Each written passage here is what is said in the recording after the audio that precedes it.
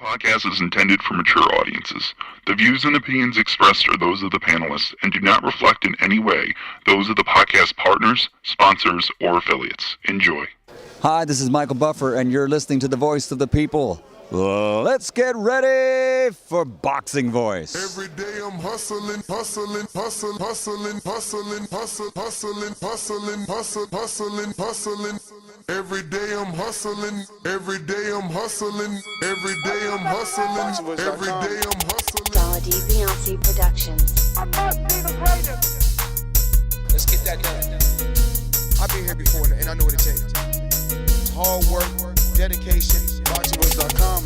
Mayweather's TV, he's the best. Win, lose, or draw, we coming to fight. Can't nobody take that away from us. We're coming to fight. They do what they can, I do what I want. When you look at how he throws that left hook, it starts out really low. We're going to see what kind of character. Oh, and the lefts and rights by Maidana. And it's all Marcos Maidana here. A lot of those punches off his shoulder. I think anybody out there listening or the key, anybody, you think that that's a dangerous deal to make. I think it's a perfect deal to make. BoxingVoice.com. 15 minutes. Can you be strong for 15 minutes? Can you? Listen, the concentration is weaving a little bit. Pick it up. Pick it up!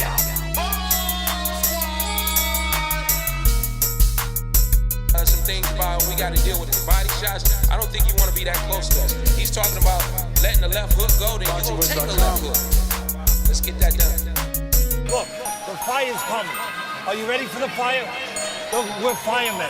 Okay. We are firemen! The heat doesn't bother us. We live in the heat. We train in the heat. BoxingVoice.com.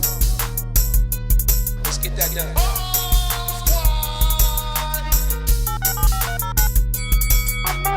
Danny, how much of the difference is it for you at this weight? You lost weight, man. Yeah, I'm working out. I lost like 35 already. Every fighter's a threat. Puerto Rico. Miguel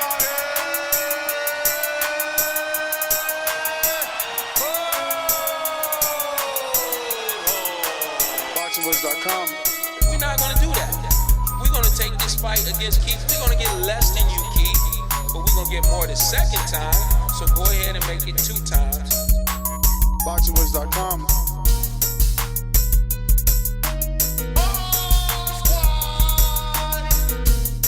My job is to focus on boxing, going out there being the best that I can be.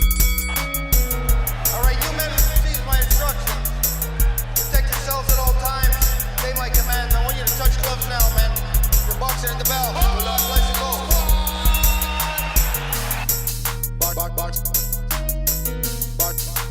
BoxingVoice.com.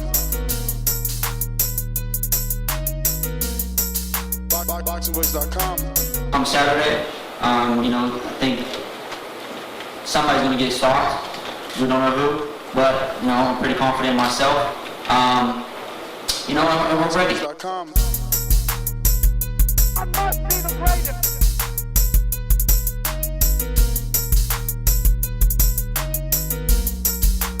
BoxingVoice.com. I shook up the world. BoxingVoice.com. Dolla Dibiase Productions. I must be the greatest. Let's get that done. I've been here before and I know what it takes. It's hard work, dedication. BoxingVoice.com. Mayweather's TV, he's the best. Win, lose, or draw, we coming to fight. Can't nobody take that away from us. We're coming to fight. They do what they can, I do what I want. When you look at how he throws that left hook, it starts out really low. We're going to see what kind of character. Oh, and the lefts and rights by Maidana. And it's all Marcos Maidana here. A lot of those punches off his shoulder. I think anybody out there listening or the key, anybody, you think that that's a dangerous deal to make. I think it's a perfect deal to make. BoxingVoice.com. 15 minutes. Can you be strong for 15 minutes? Can you? Listen, the concentration is weaving a little bit. Pick it up. Pick it up!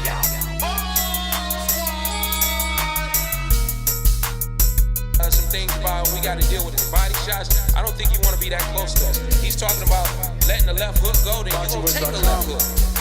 Let's get that done. Look, the fire's coming. Are you ready for the fire? We're firemen. We are firemen. The heat doesn't bother us. We live in the heat. We train in the heat. Yeah, BoxingVoice.com. Let's get that done.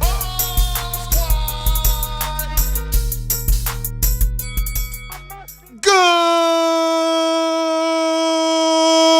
morning, TBV. What's going on, ladies and gentlemen? Thank God it's Friday, even though it's Tuesday, right? But every day's Friday for us with this last quarter in boxing.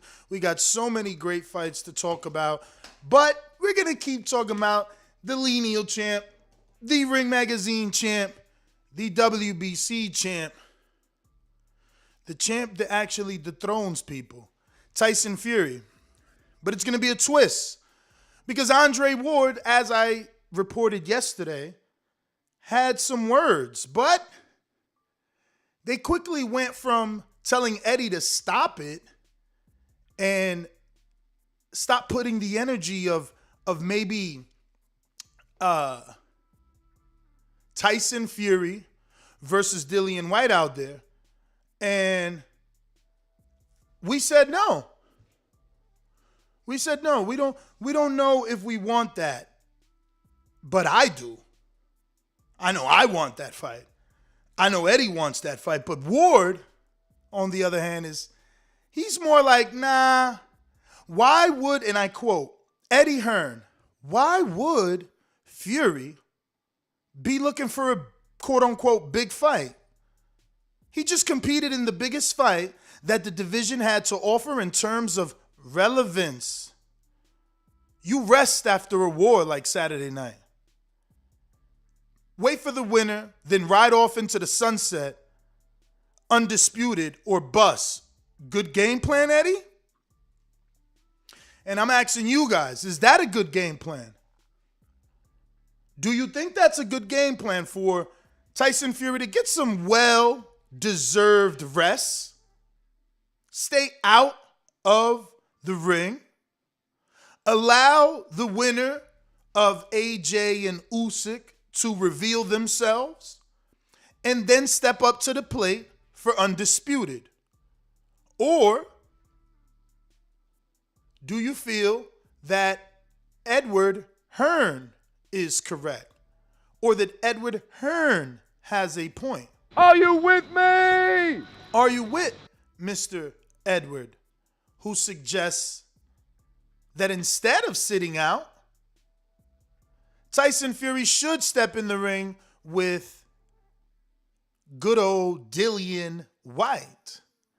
And look, I think it's a magnificent fight, one that I wanted Wilder to take. So, now Tyson is the WBC champion. I'm sure, Dillian is going to talk down to Wilder and not want the fight any longer because he doesn't have the title. And look, rightfully so, I understand all that.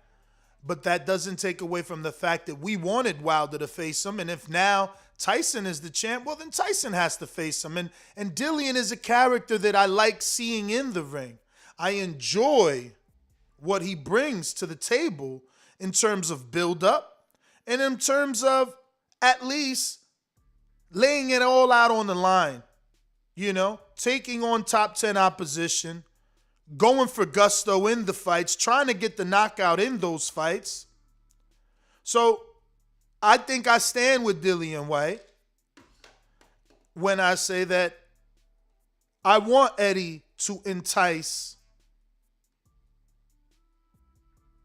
Tyson Fury into the ring for this particular matchup, but it's all up to Dillian Whyte, All this sounds good in theory, but the question still remains, can he beat Otto Wallin to get to this point, to make it to this particular fight? But if you're Dillian Whyte, you got SOG Andre Ward and you got your promoter debating about you on Twitter, you're doing something right. Why? Because Eddie Hearn has about 1 million followers or more on his Twitter. And while Ward doesn't have many, sitting around the 230,000s, he's still Andre Ward. So what he tweets about, others talk about, and it got to Eddie. So I'm trying to go to the actual tweet and you know, get it to you so you know how this all originated. But I can't find it. Here we go. Here we go. So, screen sharing, you can see this is the one that started it all. And we could take it a day further. He says, big respect to Fury and Wilder. They both played their part in a modern-day heavyweight boxing classic. Yes, sir, Mr. Ward. So then Michael Benson, he quote tweets what Eddie did, right? He made content, excuse me. He created a content on his Twitter of the interview that Eddie did with IFL that reads as follows. Eddie Hearns, and I quote, as fans, we should be calling for Tyson Fury versus Dillian Whyte. Imagine the buildup. Imagine the fight. It does well over 1 million pay-per-view buys, sells out a stadium. That is the fight. The winner's fight, the winner of Alexander Usyk versus Anthony Joshua 2. And this was told to IFL. And Andre Ward just simply put, Eddie, stop it. So we got to click on this and then go to the bottom. And Eddie responds and says, with AJ confirmed rematching Usyk, name a bigger fight. So before we move forward, we need to name a bigger fight. Is there a bigger fight in the heavyweight division for Tyson Fury? Because that's Eddie's comeback. Now we know Ward's comeback. Ward's comeback is after such a big fight, like the likes of Fury and Wilder, you don't look for another quote-unquote big fight. Instead, you look for rest. Warriors go to rest after the big fight is what Andre Ward is indicating. Now, here on BoxRec, we'll just use them as a guidance. Tyson is the number 1. Usyk is busy number 2 with number 3, Anthony Joshua. The number 1 in Tyson already faced the number 4 in Wilder. So when Eddie says this is the biggest fight to make, technically it possibly is because Dillian is number 5. Joseph is busy with Chisora, who is possibly, where is he? Maybe he's not even in the, oh, there he goes. Joseph, number 6, is busy with Chisora, number 9. Andy, undecided. Hunter in a 4-fight deal with Triller. So if you are Tyson Fury and you don't consider Dillian worth your time, then you can sit out. But if you are Tyson Fury and you do think Dillian is worth your time, he is the biggest fight to make. He has the interim title. He's basically your mandatory. You would be calling it early, kind of like Crawford. And the only other names that come close to him would be Luis Ortiz and Joe Joyce, I think. But those are my other options, but they're not as big as Dillian, in my opinion. And that's what Eddie's comeback to Andre Ward was. Name a bigger fight. So Ward doesn't name a bigger fight. Instead he says, why would Fury be looking for a big fight? He just competed in the biggest fight that the division had to offer in terms of relevance. You rest after a war like Saturday night. Wait for the winner, then ride off into the sunset, undisputed or bust. Good game plan, huh? Eddie responds, because it could be close to a year between fights for him again. That way. He had 2 fights in 2 years. Your plan would give him 3 fights in 3 years. Plus, Dillian Whyte is the mandatory. Why not face him, especially when it's a big money fight? He talked about how he's hated the inactivity. So basically, Eddie is saying, I'm giving you a fight so you don't have to stay inactive. Now, I don't know that the feud continued. It doesn't seem like it did. It stops there. But he did continue to respond to other people about the topic. Obviously, with he and Eddie debating it, everyone jumped in to give their takes that, honestly, I won't mention because who are they? But Ward, on the other hand, did set the tone for the episode of this morning, which is kind of something that I recommend to fighters that go through the gauntlet. Take some time off, get you a nice tune-up, and do your thing. But the issue is Fury's taking quite a few tune-ups. You know, even though Valeen made a name for himself, he was a tune-up, Schwartz was a tune-up, Pianeta was a tune-up, and the other guy, Stefa Safari, was a tune-up. And those are the freshest ones. Does he do that again? It did make him sharp, though. He took the 2 tune-ups, came back, and did Wilder the way he did Wilder. So does he take a tune-up to stay fresh, or does he go straight into the Dillian Whyte? And is that a tune-up? Which brings me to our poll on YouTube. And the question that we're asking you is, should Tyson Fury take Andre Ward's advice and not fight Whyte and sit out for Usyk AJ winner?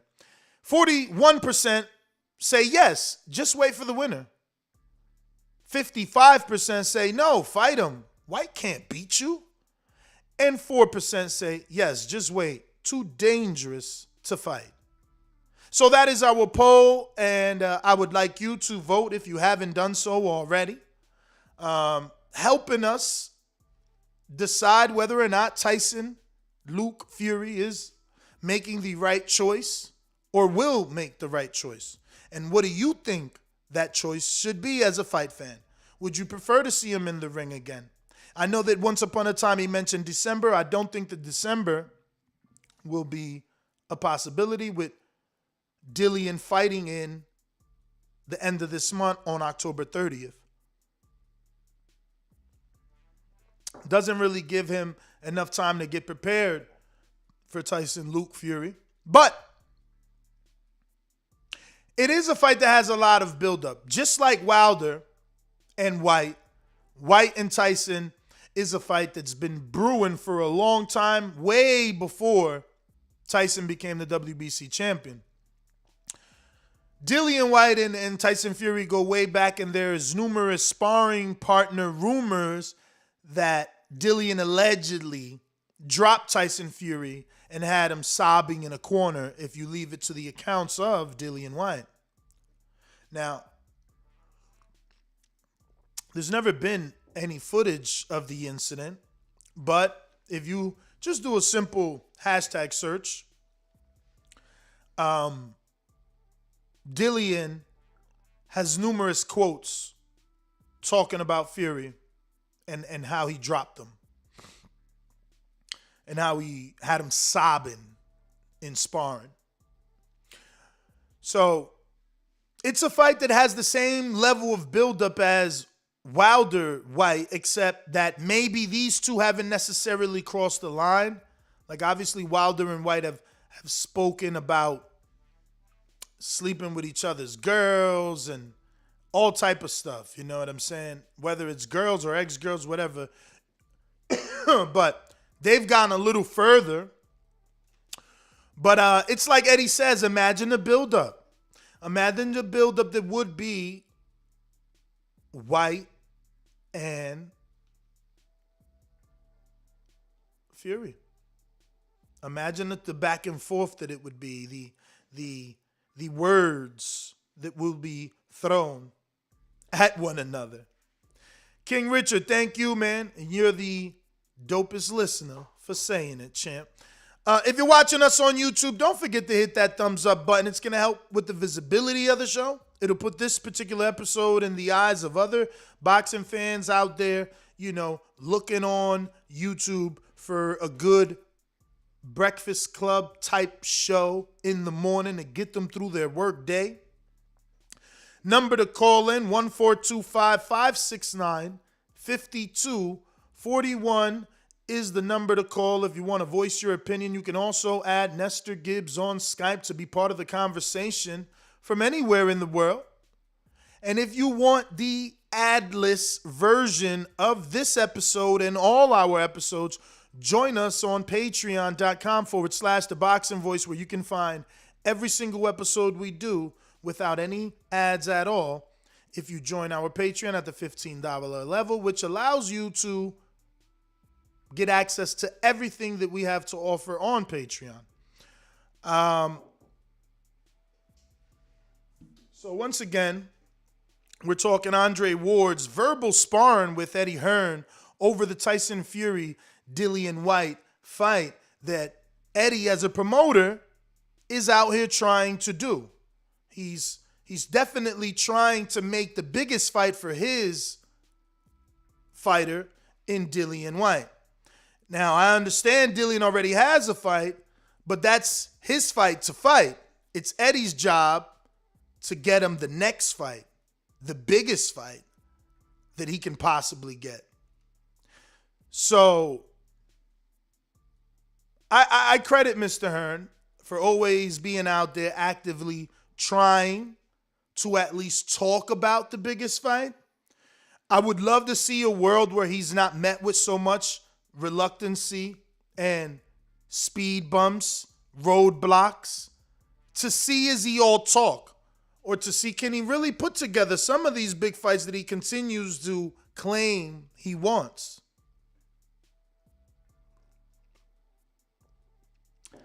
Eddie Hearn, obviously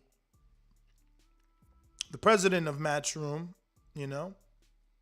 and one of the most powerful promoters, I would say, especially in the last 5 or 6 years. He's stepped it up. Coach Midday, what up? He stepped it up, and he's definitely brought us a lot of boxing. I would have preferred a little more U.S. boxing, but fuck, all the belts are in the U.K. anyway in terms of the heavyweight division, so what are you going to do? And when you're talking about the heavyweight division, Dillian Whyte is number 5.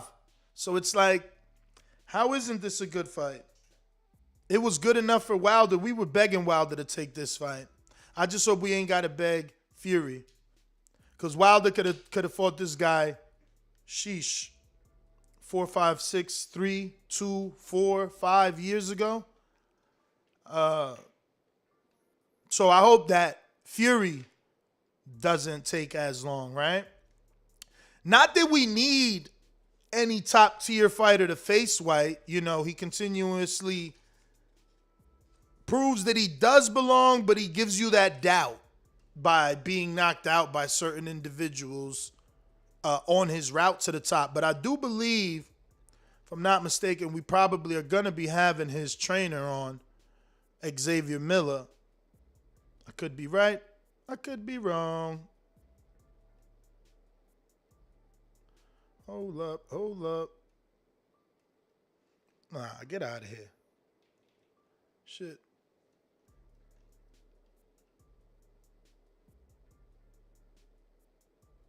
Nah. Yo, that's so dope. Shout out to my man High Life Tours in Jamaica. He listening to Untitled and reposted it. That's dope. Shout out to everybody to repost. Remember, if you post, I will repost you on our 62,000 followers on Instagram and get you some followers too. You introduce me to your audience. I introduce you to my audience. Like Diddy said, man, and we can be friends. You feel me? But people saying Whyte just ain't that good, but he's in position though. And if he's not that good, then take him out. I hate these guys that tell this other fighter that they're good or not good, but then, won't take him out. Like, if I don't think you good and I could get a check beating you, well, I'm going to go ahead and take that check. Now, I understand if I have other things on the table that are maybe more lucrative or a bigger fight. But if I don't have a bigger fight and you're the easier fight and I'm getting paid, I'm taking it.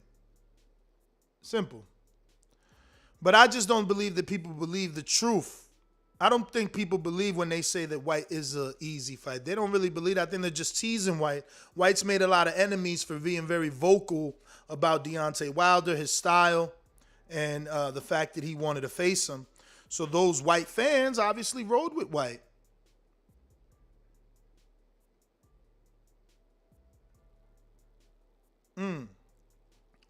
Okay. Oh, wow. She might hurt somebody. Let me show y'all this. Remember the young lady we had on the show not too long ago, Liza with a Z? She's a heavyweight, and she looking for a fight. Look at that. She ready to rock. I ain't putting my girl in there. Mario, your girl was, your girl's in this weight class. Where you at, champ? Check that southpaw right hook, though. She's sleeping somebody with this. Look. Bang! Oh, no. That right hook is serious. She turned that over properly. Shout out to Lisa with a Z. We had her on the show not too long ago. And we look to have her back on soon. Right now, we're checking our poll. Should Tyson Fury take Andre Ward's advice? That's today's topic. And not fight Dillian Whyte and sit out and just wait for the winner of Alexander Usyk and Anthony Joshua winner. 38% have now decided yes, just wait for the winner, while 56% say no, fight Dillian Whyte. He can't beat you. 6% say yes, just wait. Too dangerous to fight. So at least some people, 6% of you, believe that Dillian is, at the very least, a tough fight. So I'm being told here that there may be some Ward on Fury, or is he talking Canelo? And by that I mean Ward. So we'll see. We'll play the audio and see what you think. Joe Saunders, and like I know, Max, Canelo Alvarez is very, very strategic and has been very, very strategic, and people don't talk about this, about his opponent selection. Canelo Alvarez has a lot of names on his record, but not a lot of prime names. The couple prime names he fought, it either was a close fight, or in the case of Floyd Mayweather, he got beat. So I would love to see him against Billy Joe Sanders to see how he deals with a slick southpaw who won't be afraid of him. I also wish that Callum could get the shot too, because he's been clamoring for a big shot. And Joe Saunders, and like I know. Thank you, London Runs Boxing, for having me play something that has nothing to do with anything, because this is so old. He's already faced Callum and Billy Joe. So I don't know, why would you think that this could easily be by Fury? But anyway, Canelo's doing it. He faced all the guys, and I think that Fury should too. Especially right now, so many of you, shame on you. You judged him based off his past. And you didn't expect him to make a title defense. And he did. So, that being said, there's a lot of other things that we don't expect Fury to do, or will he do. So I think we need to give him the benefit of the doubt and just allow him to do it. He did at least say he would like to fight Dillian Whyte in December. I mean, it's Dillian Whyte that went and got a fight, to be honest, right? He could have waited around, the same thing that Ward is asking Fury to do. Wait around. Maybe Dillian Whyte should have waited around. Maybe Dillian Whyte should take this fight on short notice. What do you guys think? Should he take the fight on short notice? Brandon, you got Xavier calling into the wrong Skype, champ. You know what I mean? What's going on? Where you at with this? There goes my man X. Let me see if I could do it this way.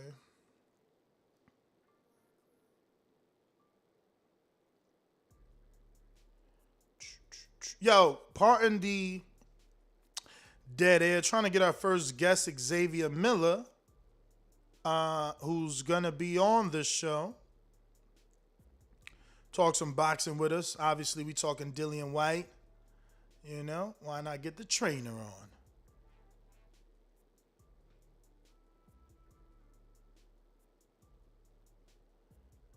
And let me just add him since he was just calling. There you go. Bam. All right, that should be good. He's in the queue. You know the number to call in, 1425-569-5241. Press 1 one time. X, what's going on, brother? You tell me, Mister. What's happening? How's things, man? Oh, man, I can't complain, man. I've been telling these guys boxing's been treating us absolutely great, especially this last quarter. We're in for a fantastic treat. But you guys are in a tough fight, man. I know.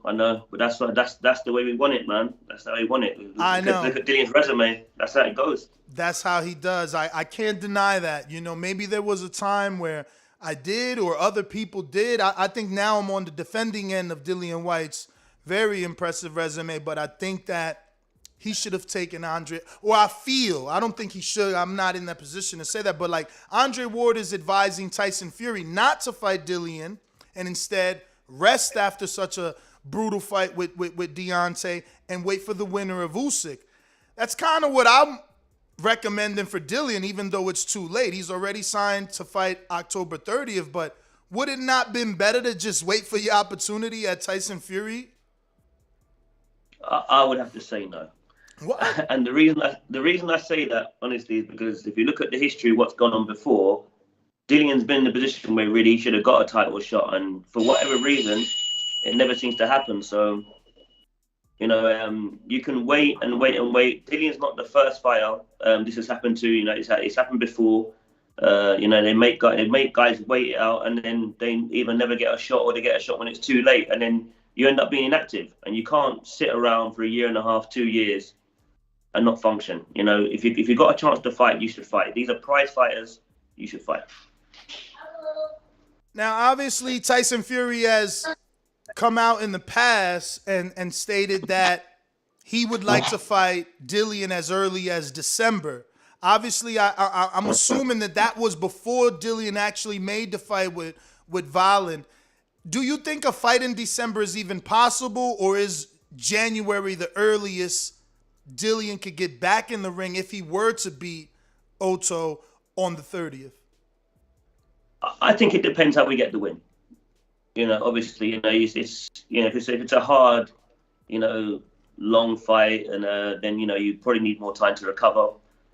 But at the same time, you know, a lot of fighters haven't been as active as they usually would because of, you know, the whole pandemic. So guys have had a good chance to recover whatever injuries they had, and you know, Dillian's in his prime right now. So really, you know, if that title shot comes, you know, we waited so long, we're going to take it. So if it's December, January, whichever, I mean, we'd take it.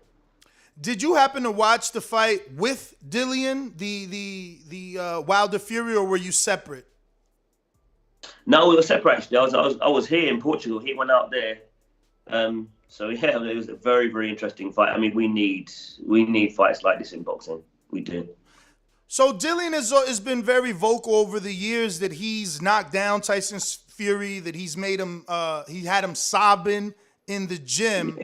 How did he deal? I mean, I don't know. First of all, were you in the gym? I don't want details. I just want to know how he dealt with the weight of Fury, being as though now we watch these two Wilder fights and it's like Fury is very intelligent, putting on, taking off weight, and wearing out his opponents. We spoke to Steve Cunningham, who faced him and said the same thing, you know, that he will lay on you. How do you plan on dealing with a 6'9" guy laying on Dillian the entire night? Yeah, I mean, the first part of your question, you know, I've been with Dillian for about 2.5 years, so that was way before my time, so I can't really comment on that. I wasn't there. My answer to the second part of your question is this: a lot of these guys are talking and talking, you know, but they seem to be hesitating when it comes to Dillian Whyte's name. The stuff that he's doing to Wilder it's not going to work on Dillian. It won't work. Dillian is a physically very, very strong fighter, very versatile, and we know that Dillian likes the rough and tumble of the game as well. So if you think you're going to be playing that game inside with Dillian, then good luck. So it's a very different fight. I think Tyson Fury would approach that in a way where he wouldn't put himself in those positions because I don't think he'd get the better of those exchanges. Dillian is the heavier-handed fighter. Dillian's a very dangerous body puncher. Wait. You think Dillian is the bigger puncher? Out of Dillian Whyte and Tyson Fury, 100%. No one ever spoke about Tyson Fury's power until the Wilder fights. But doesn't that mean something? Wilder's only been down once in his career before meeting Fury. I think he's met a dance partner that suited him. That's my personal opinion. I think his style was perfect against Wilder. But, we've seen Tyson Fury in loads of fights and he's landed loads of clean punches on guys and guys not going anywhere. He's not a puncher. He was a puncher against Wilder. That style suited him. All right, so let's think Violin, right? He landed a nice right hand on Violin and it didn't do or look anything like the way Wilder reacted, but he was also only, 258? 20-something pounds lighter. Maybe the weight, do you think that, I mean, you know better than me as a trainer and you've dealt with strength and conditioning coach. Can 20 pounds add punching power? There'll definitely be more weight to your shots. I mean, every fighter's makeup is different, as you guys know. I listen to you guys talk all the time. You lot are very knowledgeable as well. Someone like Tyson Fury, I've always said, to me, skills win fights. When these guys sometimes come in there, all muscular or they're cut up, it doesn't necessarily mean you're going to win. The guy can fight, and he's made good use of that extra weight. He uses it in the right way, so for him it benefits him. Other fighters, as I'd say with Wilder, I don't think the extra weight was good for him because I think that's what actually ended up putting him in vulnerable positions. I think the speed would have been better. You can't get into a wrestling match with someone that big if that's not the way you fight. Wilder fights, mid to long range, and he wants to sit with that right hand. An in close fight does not suit Wilder. So why be heavier? To me, it has to make sense. When you're putting on weight, what are you actually doing it for? I mean, did you go in there putting on extra weight, hoping that you'd be able to outmuscle someone that big? I would say if I look at the history of your previous fights with Deontay, and I like Deontay Wilder, I think he's brought a lot of excitement to the heavyweight division. I don't have any issue with any of these guys. I love boxing. But to me, if I look at how you've always boxed, I have never seen you in a fight like that. I think Fury took you to a place where you'd never been to. So you weren't going to win that battle. So I think the extra weight actually hurt him and helped Tyson. Now, from physically looking at Wilder in the ring, where do you think he focused the weight gain at? What did it look like to you from the naked eye? Or did you not even bother to go that far in assessment? Yeah, I mean, he looked quite top heavy to me. And Wilder's got quite a slim frame, like a naturally kind of slim frame. A bit like Anthony Joshua, really. These guys are, they're kind of, they're almost modified to look bigger. I mean, in their training, depending on the kind of training you're doing, you can become quite top heavy, but you have to be careful not to focus so much on the top half, and you still got the same sort of build at the lower end, because otherwise later on in the fight, it's gonna hunt you. It's gonna hurt you. Because it's just like with the Hearn v Canelo. These guys are always gonna look good early, but then when you're carrying that extra weight that's not natural to you, then it starts to affect you in a negative way. So that's why I would have preferred to see Wilder coming a bit lighter, because he's been knocking guys down being at that lower weight. Mm-hmm. Like, you didn't need, Tyson almost needed the weight to generate more power. Wilder, you don't. That's the way I looked at it. So, but, listen. The fight's done now. It's ready to fight.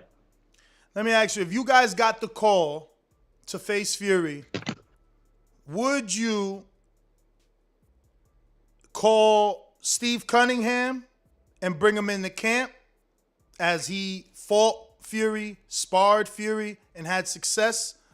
Would you call Malik Scott or Mark Breland, who's faced Fury, to be a second in camp with you?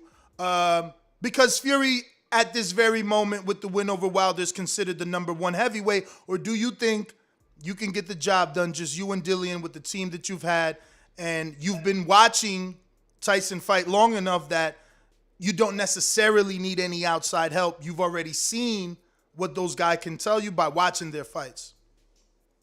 Yeah, I'm very, very confident and very happy with the team that I've got. I've also got Harold Shadow Knight, who was part of the team with Emmanuel Stewart, with Lennox Lewis, so he comes with a lot of experience. And Dillian's strength and conditioning team, he's had them with him for years. So everybody is very, very close. Dillian's got fantastic cut man in Magic, and his recovery with a guy called Simon. The team is very, very close knit. We're here together every day in Portugal. I don't need anybody from outside. I've been in boxing as long as all these guys. So I'm very confident in what I understand and what I know, and obviously stuff that I picked up in the amateurs. So we've always had to come across southpaws, being involved with heavier guys, teaching. I've had southpaws in my gym. I've had to fight southpaws, I've had to fight bigger guys. I've seen it all. So, with the addition of Harold, it's been excellent because he understands exactly what it is I'm trying to do. We think alike. We think a lot alike. So even when I say something, he'll just support it, or he'll say something and I'll support it. And we study fights together all the time as well. So, it took a while because my gym is in England. When I came out here, I came on my own. So what we've done is we built a team, and everybody's just very, very happy. So if I could pick any fight, it would be to fight. Out of all the guys, my first choice would be Tyson Fury. I've said that since the time I've taken on Dillian. Why is that? What about Fury do you see that you can expose? Very good style matchup. Like I said, Dillian's got a very underrated jab. The reason why Dillian's resume is so good and he's beat these guys is because of his ability. It just gets overlooked sometimes. You don't have a resume that good and get all those wins unless you know exactly what it is you're doing. I've just smoothened a lot of things out. That's all I've done since I've met Dillian. I've just tried to improve him in certain areas so he's an even better fighter. He's a really good fighter. But that particular style, when I look at the two guys, that style for me, for Dillian, is ideal. All right. So let's talk about the actual fight, October 30th with Ota Valin. Southpaw. I was going through the resume. When's the last time Dillian's faced the Southpaw? This must be a hell of a long time ago. To be honest, we have this conversation in the gym because we're always talking boxing. Mm-hmm. There's a lot of heavyweights throughout history that never actually fought a Southpaw. Lennox Lewis never fought a Southpaw. So what made him choose him? And I'm talking to at the higher end. Riddick Bowe never fought a Southpaw. Evander Holyfield fought two, I think Chris Byrne and Michael Moorer. But a lot of heavyweights did not fight Southpaw. The pool wasn't that deep at the time, and the pool was not that deep now. So a lot of guys get away with not fighting too many Southpaws. You've got Luis Ortiz out there, and obviously you've got Wallen. They're the two names that come to mind right now. So the challenge... Martin. Charles. And Charles Martin, sorry. Yeah, thank you, yeah. So the challenge is that's obviously going to be the main challenge is, how do you deal with the Southpaw? I think, for me personally, because I spent 7 years in the amateurs, you're fighting it. You're going out and fighting every weekend, or midweek. So you come across all different types of styles. So I've had to always get guys ready to face like Southpaw opponents. And, I've got a lot of knowledge on how to do that. So, as long as we adopt the right game plan and Dillian follows it through, he'll do very well. Why did you choose a Southpaw if you haven't been in there with one? And this is a guy that was relatively unknown, came out of nowhere and roughed Fury up. He did. Yeah, he did. Because I heard options like maybe Jermaine Franklin was a possible option, and it seems like that's true because Ota is with the same promoter. They're both with Salida, so it was like, you want either guy? Which one do you want? Yeah. Why did you choose the Southpaw, though? I like the idea of Dillian fighting a Southpaw, number one. And number two, I like the idea of Wallen because, he did put up a good fight against Fury. And if you look through Dillian's resume, he's always taken on tough guys. So this is just another tough guy and a challenge that he wanted. And I support him with it. I think it's a very interesting fight, a fascinating fight. So we could see how Dillian copes with Wallen in comparison to how Fury did. I mean, that's really what boxing's about when you're trying to get two guys to come up and fight each other. So I'm very excited about the fight. It's a new challenge, like you said, it's a Southpaw, and we'll see how we go about figuring him out. So who are you bringing in? Since you mentioned that there's not very many southpaws in the heavyweight division, are you just going to bring some orthodox fighters and have them switch for the position, or are you bringing in southpaw fighters? I will tell you, if the money is there and the interest is there, this guy did just lose, but he does fight southpaw. He's sparred with Adam Kovnacki, Big Baby, and Wilder. I'm talking about Mike Polite Coffee switches. I know. And fights very well out of the southpaw. I mean, I hate that he lost. Good fighter. I hate that he lost. I can't believe he lost to Jonathan Rice. I was devastated for him. But I don't know. Maybe that's a good south. Have you chosen your sparring partner? I mean, obviously you have. It's already the 30th in a couple of days. Jesus. Oh yeah. So who'd you bring in? We went for some of the best guys, and you see, like I said, at the top end, you've got the 3 guys that we spoke about earlier. But you've got a lot of guys coming up, a lot of good Eastern European guys as well. And I would say this camp is probably the best sparring I've seen so far since I've had Dillian. I'm talking about the quality of the sparring. They're natural southpaws. A couple of them are, at the height that we need for someone like Wallen. He's tall. We've thought about it. We've done things the right way, and we've got very, very good guys in. And I couldn't have brought in better sparring for this fight. So, we're doing everything we need to do to be ready. I'm just looking forward to it now. So, do you know what officially has been said by the WBC when it pertains to Dillian? Because it seems like they've given Tyson 30 days to negotiate a fight that probably isn't going to happen since AJ's activated his rematch clause. And then Mauricio says, if not, you got to fight Dillian. But I don't think there was a date or a time attached to that. You got to fight Dillian. Yeah, doesn't it sound like we've been down this road before? I mean, the WBC. I mean, some night if you wait on the WBC, you might not fight. It's we could sit it out, and then they'll say, yeah, you're going to fight on this date, and then something else will come up, and then somebody will get an injury, and next minute you've been at the ring for a year and a half. We're not doing that.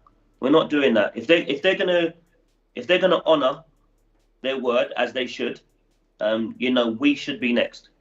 But what we're not going to do is sit around and wait. But you don't know a timeline. They haven't sent you a timeline. No.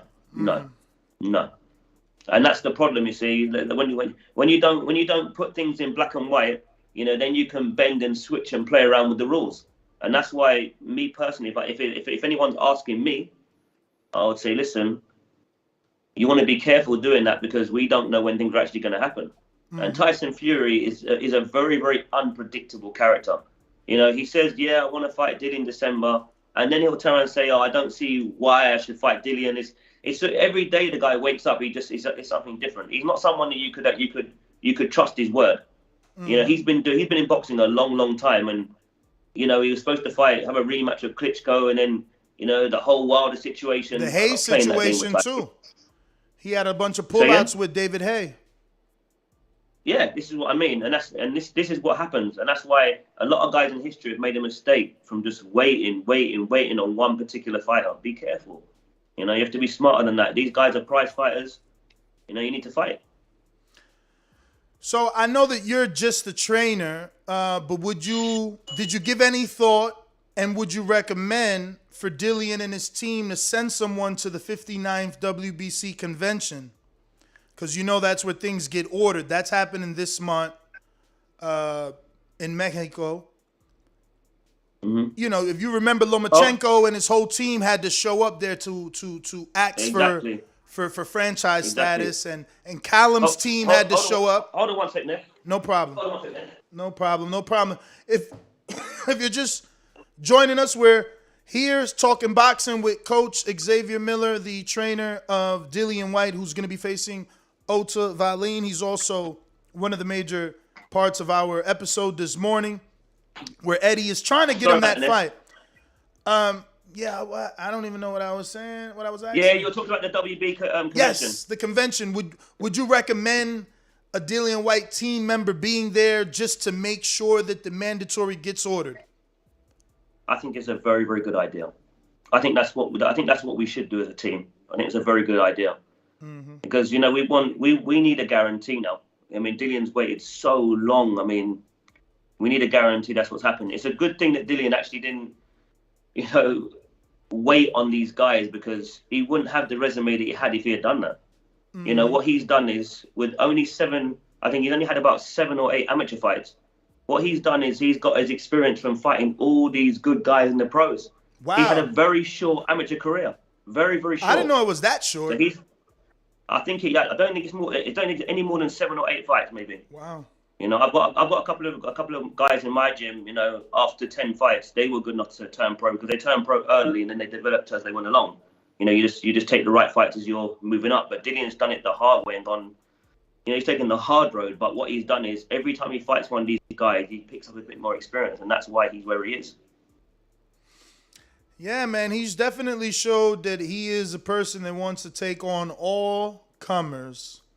Do you think that the feud, or at least the fire for Dillian to fight Wilder, is gone now that the belt is no longer attached to it?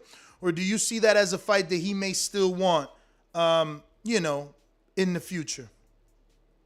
It definitely was a conversation. I mean, but it just depended on who won the fight.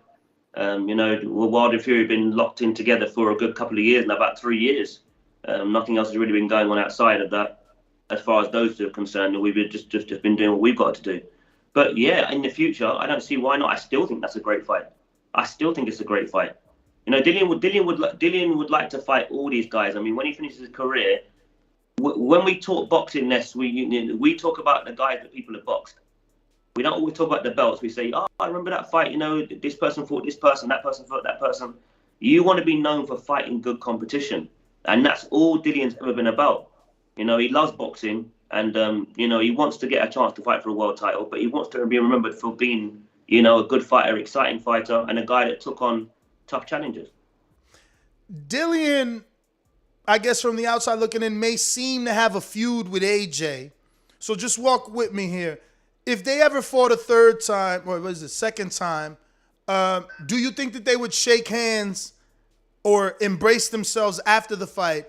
Because that's been a big topic of conversation, that Fury went to, you know, embrace Wilder after the fight, and that Wilder was not ready to be friends at that time. And, you know, as a coach, I'm sure you teach your fighters from the beginning, like, good sportsmanship, win or lose, shake that man's hand. In baseball, they line you up, and you're forced to, even with tears in your eyes. So I'm just wondering how you looked at that particular scene, and what do you think Dillian would do given that opportunity with AJ on the second time? Would they embrace? Yeah, some rivalries are just like that.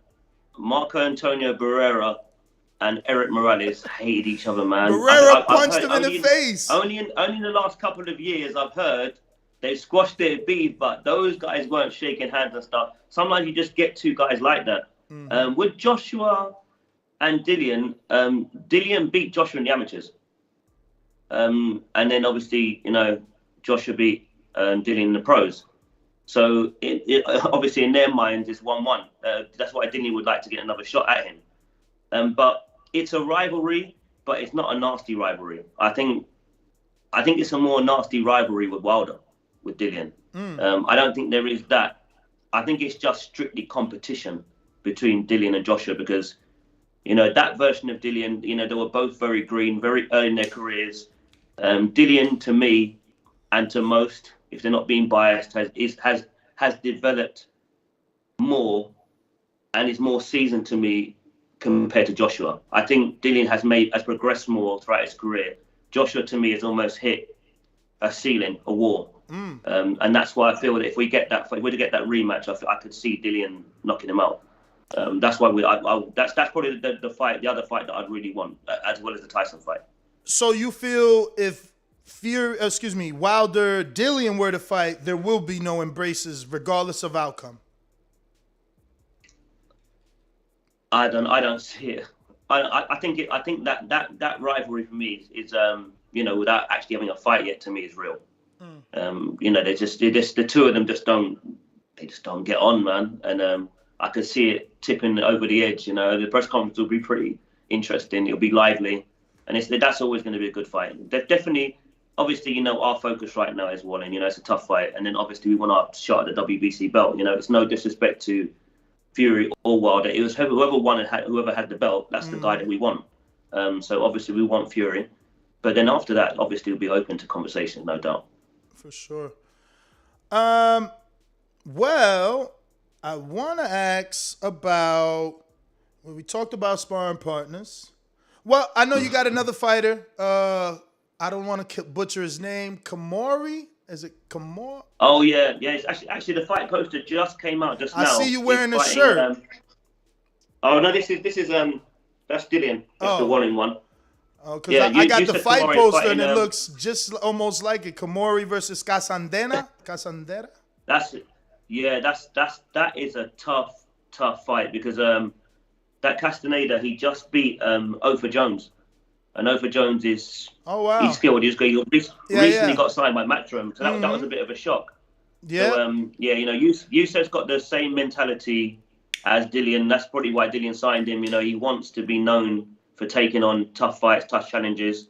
And this will be the biggest fight of Yusef's career. So I'm really looking forward to that. He's been out in camp with me for this one. He wasn't in camp for the fight he just had before because he was in England. He didn't come over. But this one, he's been here for the whole camp. So and I've had to bring in sparring for Yusef for this fight. That's how serious this fight is for Yusef. Because he wins this fight and his career will just take off. So yeah, big fights. I'm really looking forward to getting 2 really good victories on the 30th. And I'm glad to be going back home to the O2 as well. The O2 is massive arena. That's one of the things I admire about Dillian is his business savvy. You know, the fact that he's still not signed to Matchroom. He's working on a fight-by-fight. He's a pay-per-view draw in the UK. Manages his own career, yep. Manages his own career and manages a lot of good talent. I really like Fabio Wardley. Obviously, you know, he's got a few other guys, but he's got a really good business mind and he's taking care of his friends. I mean, look, he even gave Babbitt a shot. Got that guy all popular now. Alan Babbitt, Babbitt is fun, man. He's when he comes for sparring, it's heated. He's a very good fighter as well. I mean, they're not really looking too much at his skill right now, but he's highly skilled. He's had about 100 amateur fights. Yeah, that's what I was gonna say. He's got to have some skill because we realize he has over 100 amateur fights. So good fighter. You don't go that far. Firsthand, I've seen it. I've seen him sparring, so I know what talent he has. He's going to be fun to watch. You know, he can go down to Bridgerweight as well and will fight a heavyweight. He's a good fighter. Yeah, man. I respect that about him. He put a lot of people on, and even the Smoke Sundays. I like that, man. That thing should get televised, man. I like that. Yeah, definitely, no doubt. I think they're going to go back to spending a bit more time on that as well in the future. So yeah, but that's what we need. You know, you've got the kids in the local area. You know, they want to get involved in boxing. That gives them a chance to shine. And Dillian takes them on pads sometimes. This is what I expect from these fighters. You know, you're supposed to give back. You know, that's the role you should be taking on. So I love what he does.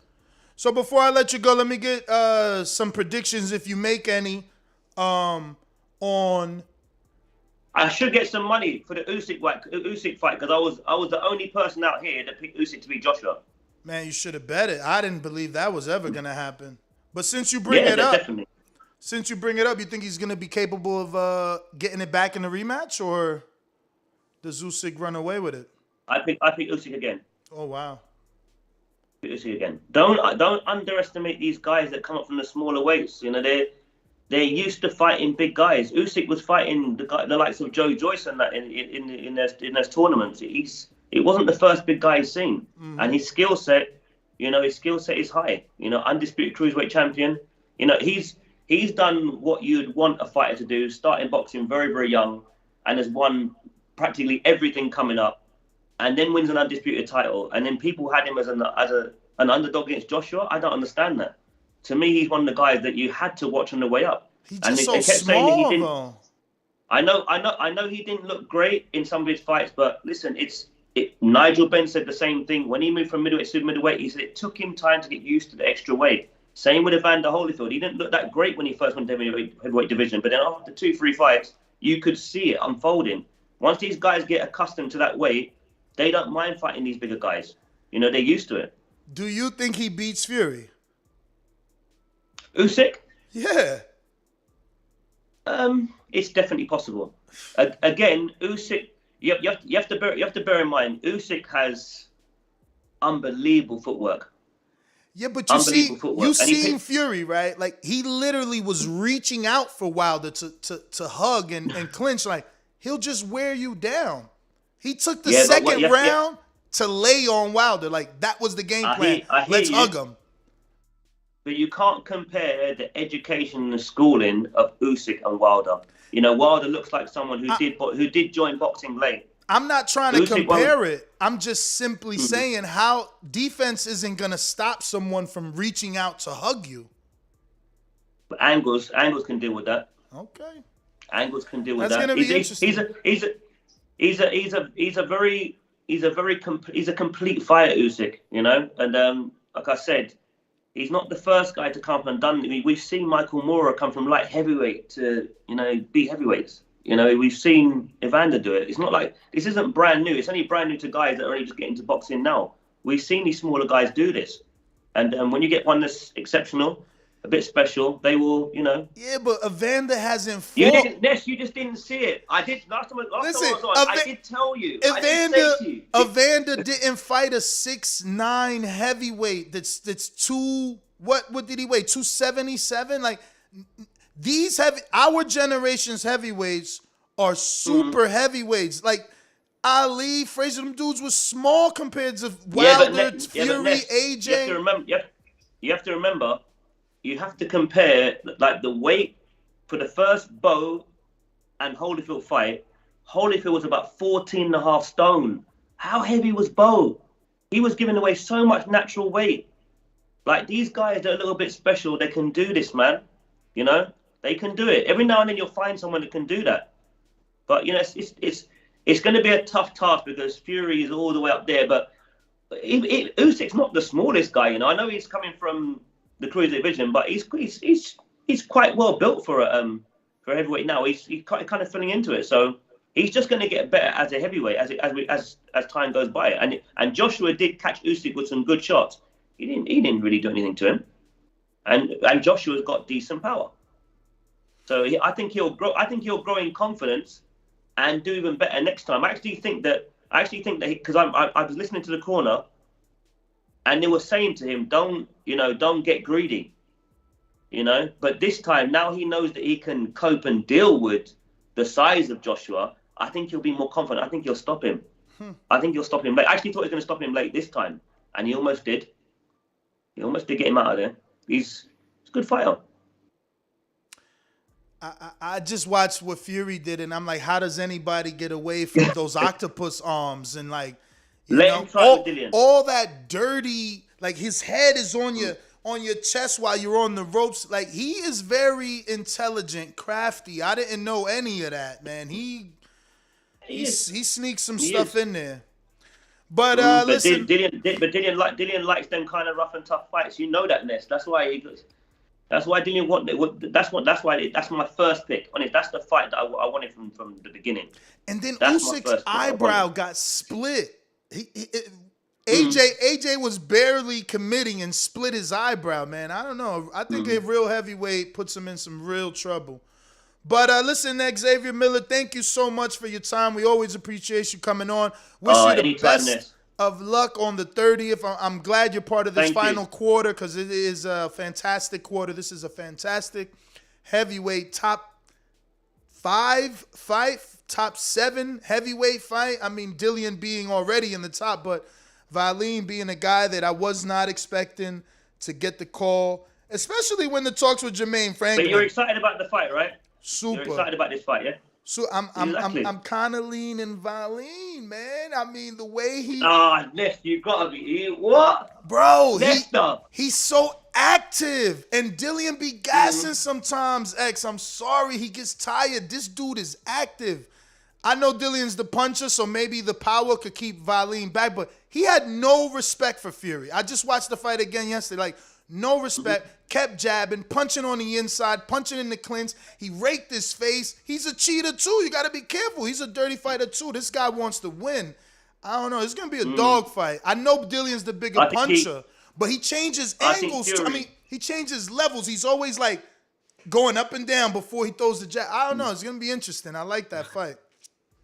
I think Fury underestimated him. We're not. Let's just put it that way. Yeah, no one had heard of him coming up, and Fury probably underestimated. It was probably another pick to get himself ready for Wilder. He said, "Let me just get another fight. Just get another fight out there." And when the fight actually started, he realized probably what he was in with. We've taken the fight seriously from the beginning, so I think the mentality going is different. Yeah, I mean, obviously you guys got to see Fury got the unexpected. Yes, he did well. He did well with Brazil as well. He looked good with Brazil, man. He's a worker. He's active. So, and that's what Fury really ran away with the fight with Wilder. Like, he's just more active than these heavyweights. Like, Wilder tried to come out and throw punches in the first round. It seems like all of the energy left after that first round because he threw more punches than he probably ever has.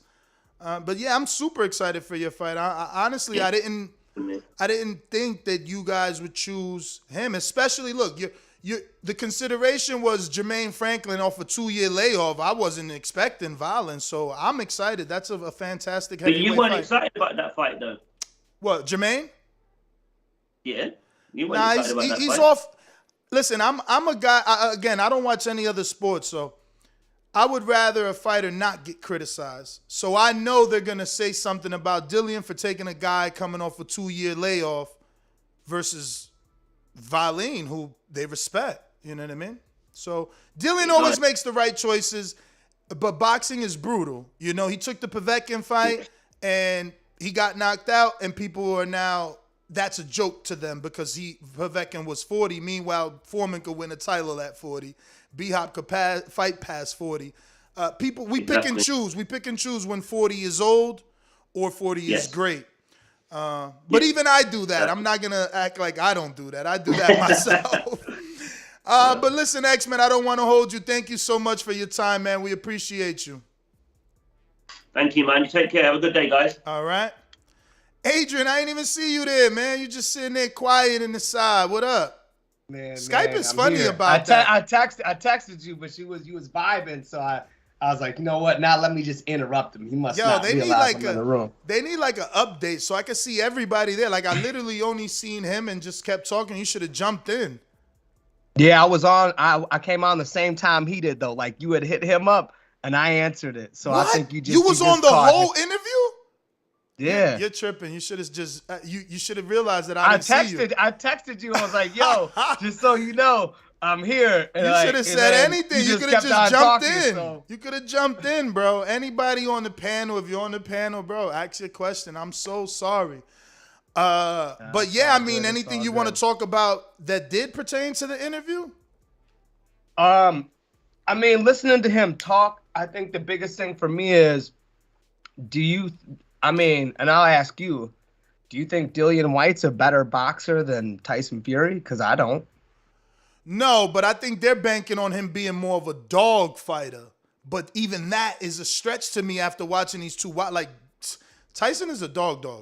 And he is. And I want to touch on that because I ain't been able to get back on the show. Yeah. Because I work a lot on the weekends. But, like, man, I told you if Wilder was going to get him was be 5th round. Like, because he put him down twice in the 4th. You know what I'm saying? And then the 5th round came and he didn't capitalize on it. And Fury ran away with that shit. I got to give props out. I'm going to eat my crow one. I already called it and said I'd eat it. But, man, Fury did exactly what I thought he would do.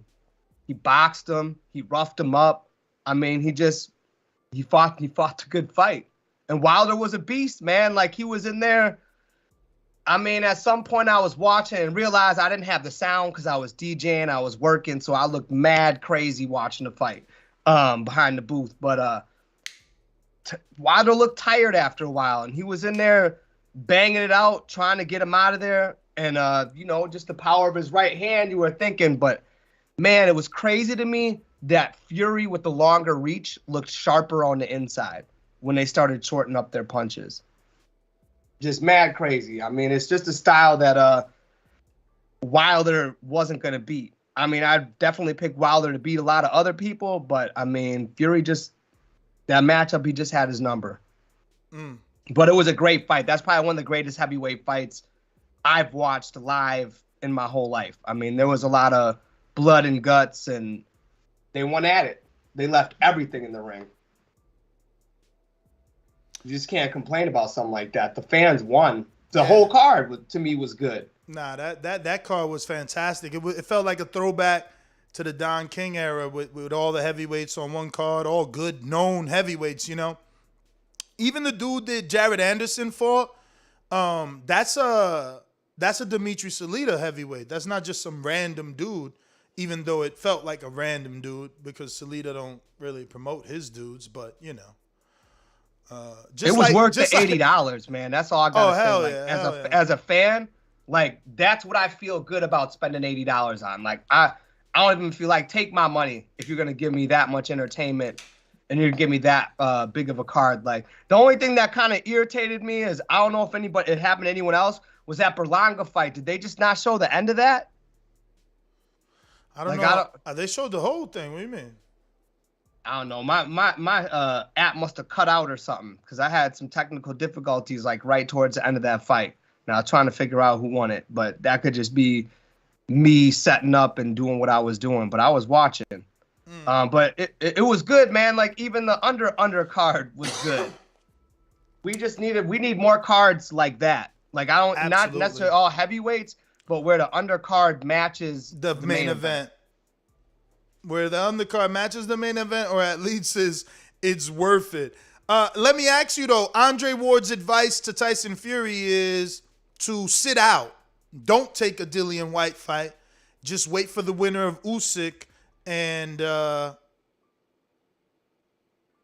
I think he should. And AJ. He should sit out. He should sit out and he should go get Undisputed. I just feel like that's something I'd rather see happen. Undisputed, a for sure undisputed fight instead of everything getting shaken up. Because who knows? What if Dillian Whyte goes in and beats him? Then there's another rematch. Dillian is technically his mandatory. It hasn't been called, but the WBC did come out and say that, you know, Fury and Usyk got 30 days to negotiate, but Usyk is tied up with AJ because AJ's already activated the rematch clause. So no more 30 days, which means, you know, Fury has to fight Dillian, who has a fight on the 30th, and that's really the only way he could lose his position is to lose the fight. So, and then there'd be no rematch clause, right? If he's the mandatory, or can they just negotiate Dillian that anyways? Rematch clause, bro. What's up? He's with Matchroom, who's known for a rematch room. Right.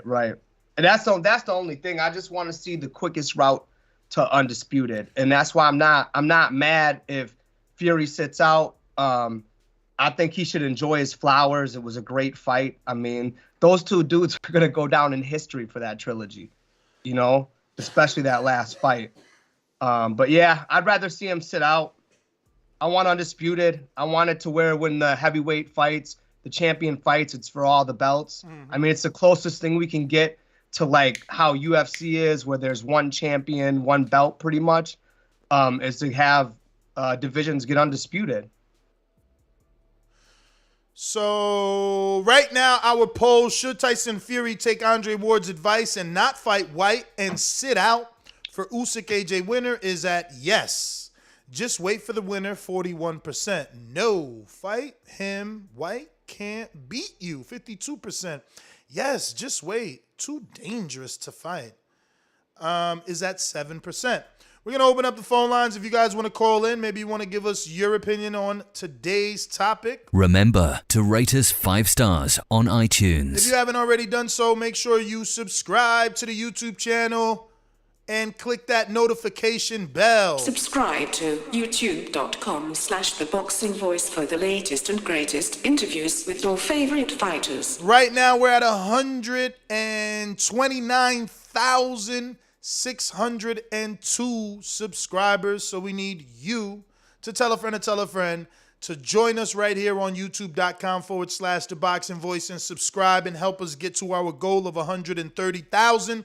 If you want to call in, the number to do so is 1425-569-5555. 5241. Press 1 time to voice your opinion right here on the Voice of the People hotline. You can also add Nestor Gibbs on Skype to be part of the conversation. Adrian, if you got anything you want to add, I know I hate that you just stood there, but I don't know, maybe you got some stuff you want to add before I open up the phone lines? I guess I just want to hear from people how they really, I mean, I know I'm kind of late on the show, but how they really feel about what we've seen this weekend and our expectations of the cards that we have coming up. After seeing an undercard like that, what are our expectations for, you know, Bud and Porter? Are we expecting a good undercard there? Is that what we want after seeing the quality we got this time around? That's pretty much all I want to add. And to Berlanga, I mean, he got dropped. He didn't look as great as you would like him to look. Is he a hype job, or do you think he's the real deal and just had a tough fight coming up?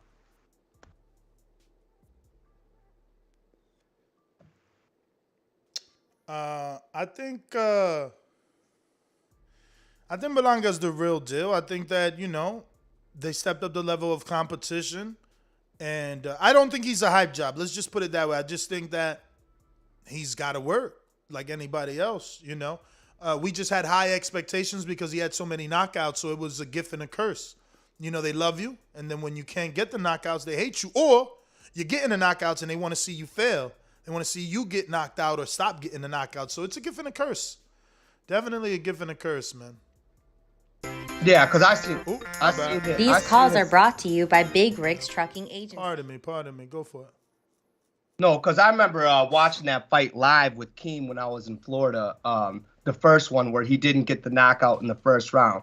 But I thought that was a great fight. I think it was Pitfo who he fought. That dude, he came to fight, and no, it was Nicholson. That dude came to fight. He didn't come to lay down. You know, we gave him a really stiff test in there. He just couldn't handle the power of Berlanga. Like, definitely seeing it live, dude, like he could not handle those shots after a while. But yeah, I mean, and then watching this other fight, I just hope they move him correctly. He definitely has star power. I see the hard jab. He's got a good style. I just hope they move him correctly and he's not somebody who fizzles out at some point. So your daily Probellum news, Richard Schaefer's new company, they welcome Fulgham, the heavyweight sensation Darius. We interviewed him. He's not going to be fighting at that weight, but obviously saying that he's a heavyweight gets more attention. But what a coincidence. We announced that Sam, what's his name? Sam Jones of Sam Boxing got signed by Probellum as the, what they called him? Let me get that fucking email. They called him something like the European talent agent or UK talent agent, something like that. Let me see. Here we go. No, they signing a lot of people though. They got, don't forget, they signed Regis. They signed Nonito Donaire. They signed Lewis Ritzton. Now they signed this guy. And they also signed Badu Jack and Sam Jones. They signed Stantonius, the welterweight. I just can't find a Sam Jones email. I don't know what the fuck happened. But they signed Sam Jones, and obviously Sam Jones manages this guy, Darius. So he got him a deal. So shout out to Sam Jones working his angles, man. He got picked up. He's like, hey, here's my guy. Get him a promotional contract. So is this a new company now, Ness? It's Probellum? Richard Schaefer. Richard Schaefer is he's here. He's here now. He's here now. Oh man, that's beautiful though, because he knows the game. So you know that he's gonna. It's beautiful and it's not beautiful because it means it's another motherfucking network. He's probably got to. I mean, you ain't signing all these fighters to go do business with Al. You got to have your own network. Where are you gonna put all these guys? You know what I mean? I'm just waiting for that announcement. Like, oh, Richard Schaefer partners with whoever. And I get what you're saying. So basically, we're just gonna get another $10 a month trying to make fights because it's gonna be cross promotion and more money to spend, bro. Like more money to spend. Like fucking the pay-per-view cost me $91, man. Like it's crazy, man. Like we got 7, 6, 4, 5, 30 apps just to watch boxing. It's too much. It's too much. Yeah, I'm not gonna lie. We spend a lot of money. I think the only other sport and you're not really spending that type of money is maybe if you're an NFL fan and you get NFL ticket, but that's not even close. You know, that's still like only probably like $325 for the season. But you got to have direct TV too. So you got to pay that cable bill and that $325 for the next however many months. But yeah, we're still spending more. What'd you say? What, we up to $640 in pay-per-view or more now? I mean, we gotta do the math. Honestly, I've already forgotten, but we can do it really quick because fight fans need to put it together. They need to know what they're spending. I mean, I got 80 on Earl and Danny. What else you remember? Man, I bought everything. No, I know, but who fought this year? Who fought this year? Andy and That's another 80. That's another 80. No, we just talking those fights because I mean, no, everything this year. Everything this year. Like people bought what? Floyd and Paul, right? Yes, I bought that. What was that? 80? Wasn't that like 50 or 60? Wasn't that? I don't know, but I think it was. Actually, lower. I didn't buy that because I went to that. Thank God. Yeah. Okay. Thank God. I feel like that was 50 or 60. All right, but let's do 60 plus 60. We at 220. You know, we just paid for Wilder Fury. Fuck it, we just paid for Wilder Fury. I bought it on ESPN, so I'm putting plus 91. Shit cost me $91. Supermax saying Earl was last year, so I got a minus 80. That was last year. So tell me what pay-per-views we pay for this year. This year. Come on, you can tell us in the chat. That's right, Pac-Man Ugas. Yeah, no, we need some help. Pac-Man Ugas, that's plus 80. We back at 311. Yep. We back at 311. What else we paid for? What pay-per-views did we buy this year? I'm trying to think. We had a few DAZN fights though, right? Didn't we pay a pay-per-view for Canelo, Billy Joe Saunders? Oh, the Jake Paul card. The Jake Paul card. What was that? Paul versus Woodley. Yep. Canelo, Billy Joe Saunders was this year. Was that? But that was DAZN.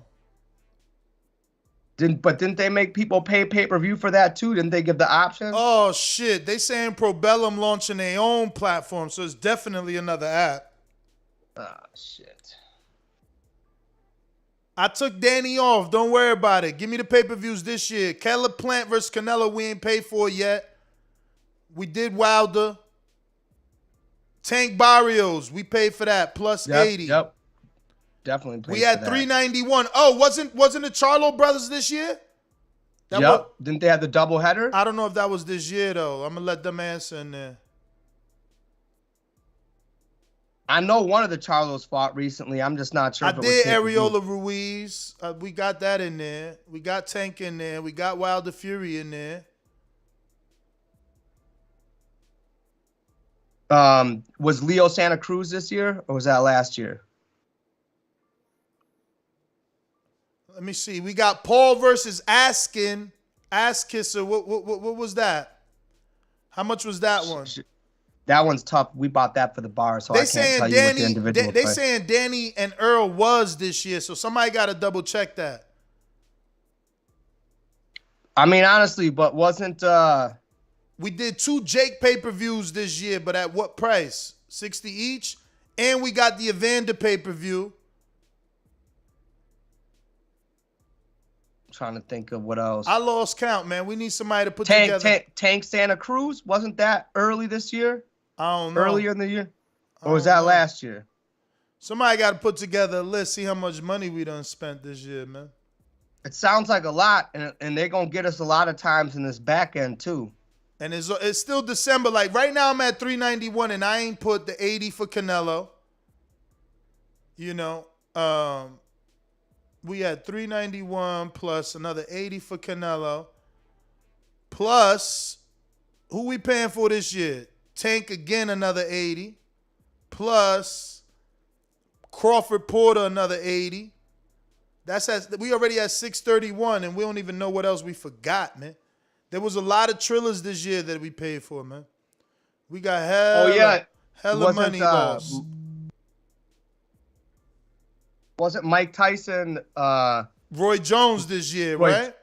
Yep, that was I this paid year. for that. That was 82, right? That was 80? Yep. And then you had what? 700. Oh my God. We probably spent $1,000 this year on pay-per-view. Evander Holyfield versus Vitor Belfort. Vitor Belfort. But I think that one was like 50. Right. Yeah, man, we paid for I mean, it seems like we had a pay-per-view almost at least twice a month, you know? Mm-hmm. We had 700, and I know we missing fights, man. I know we missing fights.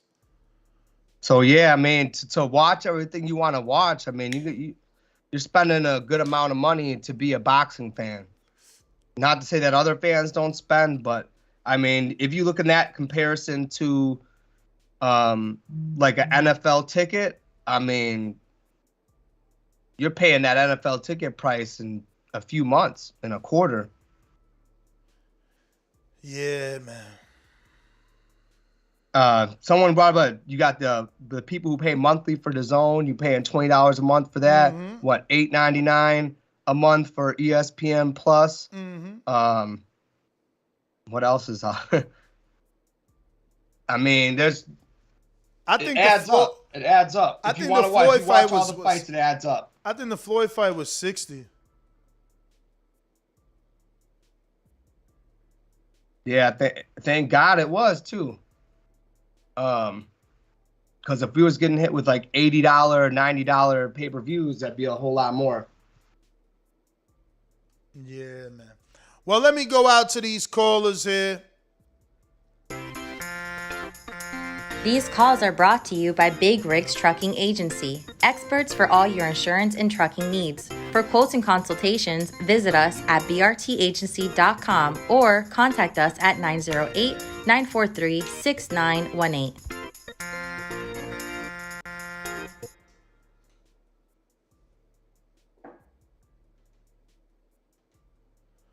Big Gucci Nick, what up?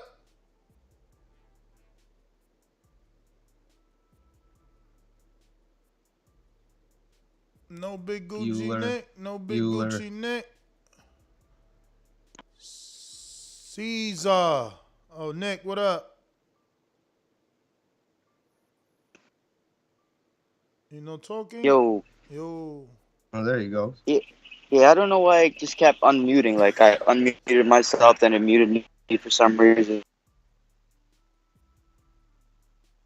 And shout out TV for everybody watching. Make sure you're hitting that like button, subscribe, man. Love this show, so it gets me through my day every single day throughout the week. So I heard you guys were talking about the Dillian Whyte Pauline fight earlier. Mm-hmm. That's a really good fight, man. I got Dillian. I think Dillian, he's just too rugged, man. He's got this real aggressive pressure style. If you go back and watch his last fight against Povetkin, man, the first fight didn't mean anything. He just went straight to Povetkin. Granted, he did have a little bit of defense.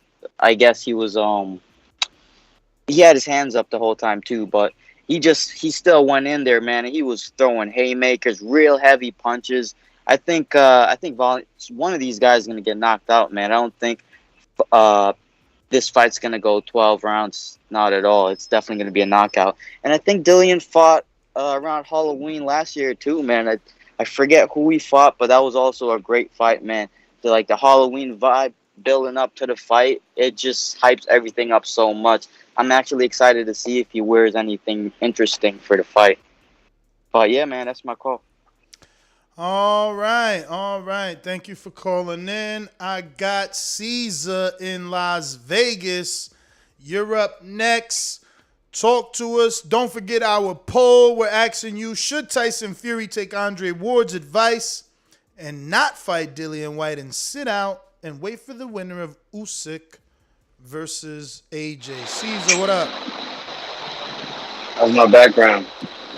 It's the same background every day. My bad, brother. I'm always in the damn pump room. But hey, It's all good. I like the Dillian Whyte Fury fight. I'd like to see what would happen, but I mean, obviously, he's got to get past Wallin, and that's a very interesting fight. I'm glad they made that fight. I think Wallin can definitely hold his own against the top guys, and I wouldn't doubt if Dillian Whyte doesn't get past him. But I mean, I don't know if I want to see Wallin and Fury again. So the best scenario is to be for White to take this guy out. But yeah, that's all I got. Great show, fellas, and TV for luck. All right. Thank you for calling in. Coach Midday, are you available? Coach Midday. I am the unified heavyweight champion of the world. I know you're booing me because I whipped your fighter's ass, but you know, that's boxing. On this side of the pond, we're serious, do you know what I mean? UK, Great Britain boxing is on the map. My God, I feel terrible. I feel terrible that I'm living in your head rent-free. Yo, Ness, Adrian, what up? I'm good, man. So what are we talking about? Like Dillian and Fury? Like, yeah man, it's a good thing, man. Like, you know, hopefully Dillian wins his fights against Wallin, and yeah, he should go for the shot. Like, you know, but again, I think, you know, I heard like Xavier Miller said that earlier. You don't know what Fury is gonna do, and you know you can't really you can't really wait for the guy. So hopefully, you know, the WBC just forces him to fight Dillian, and that'll be a good fight. You know, I like that. I like that fight.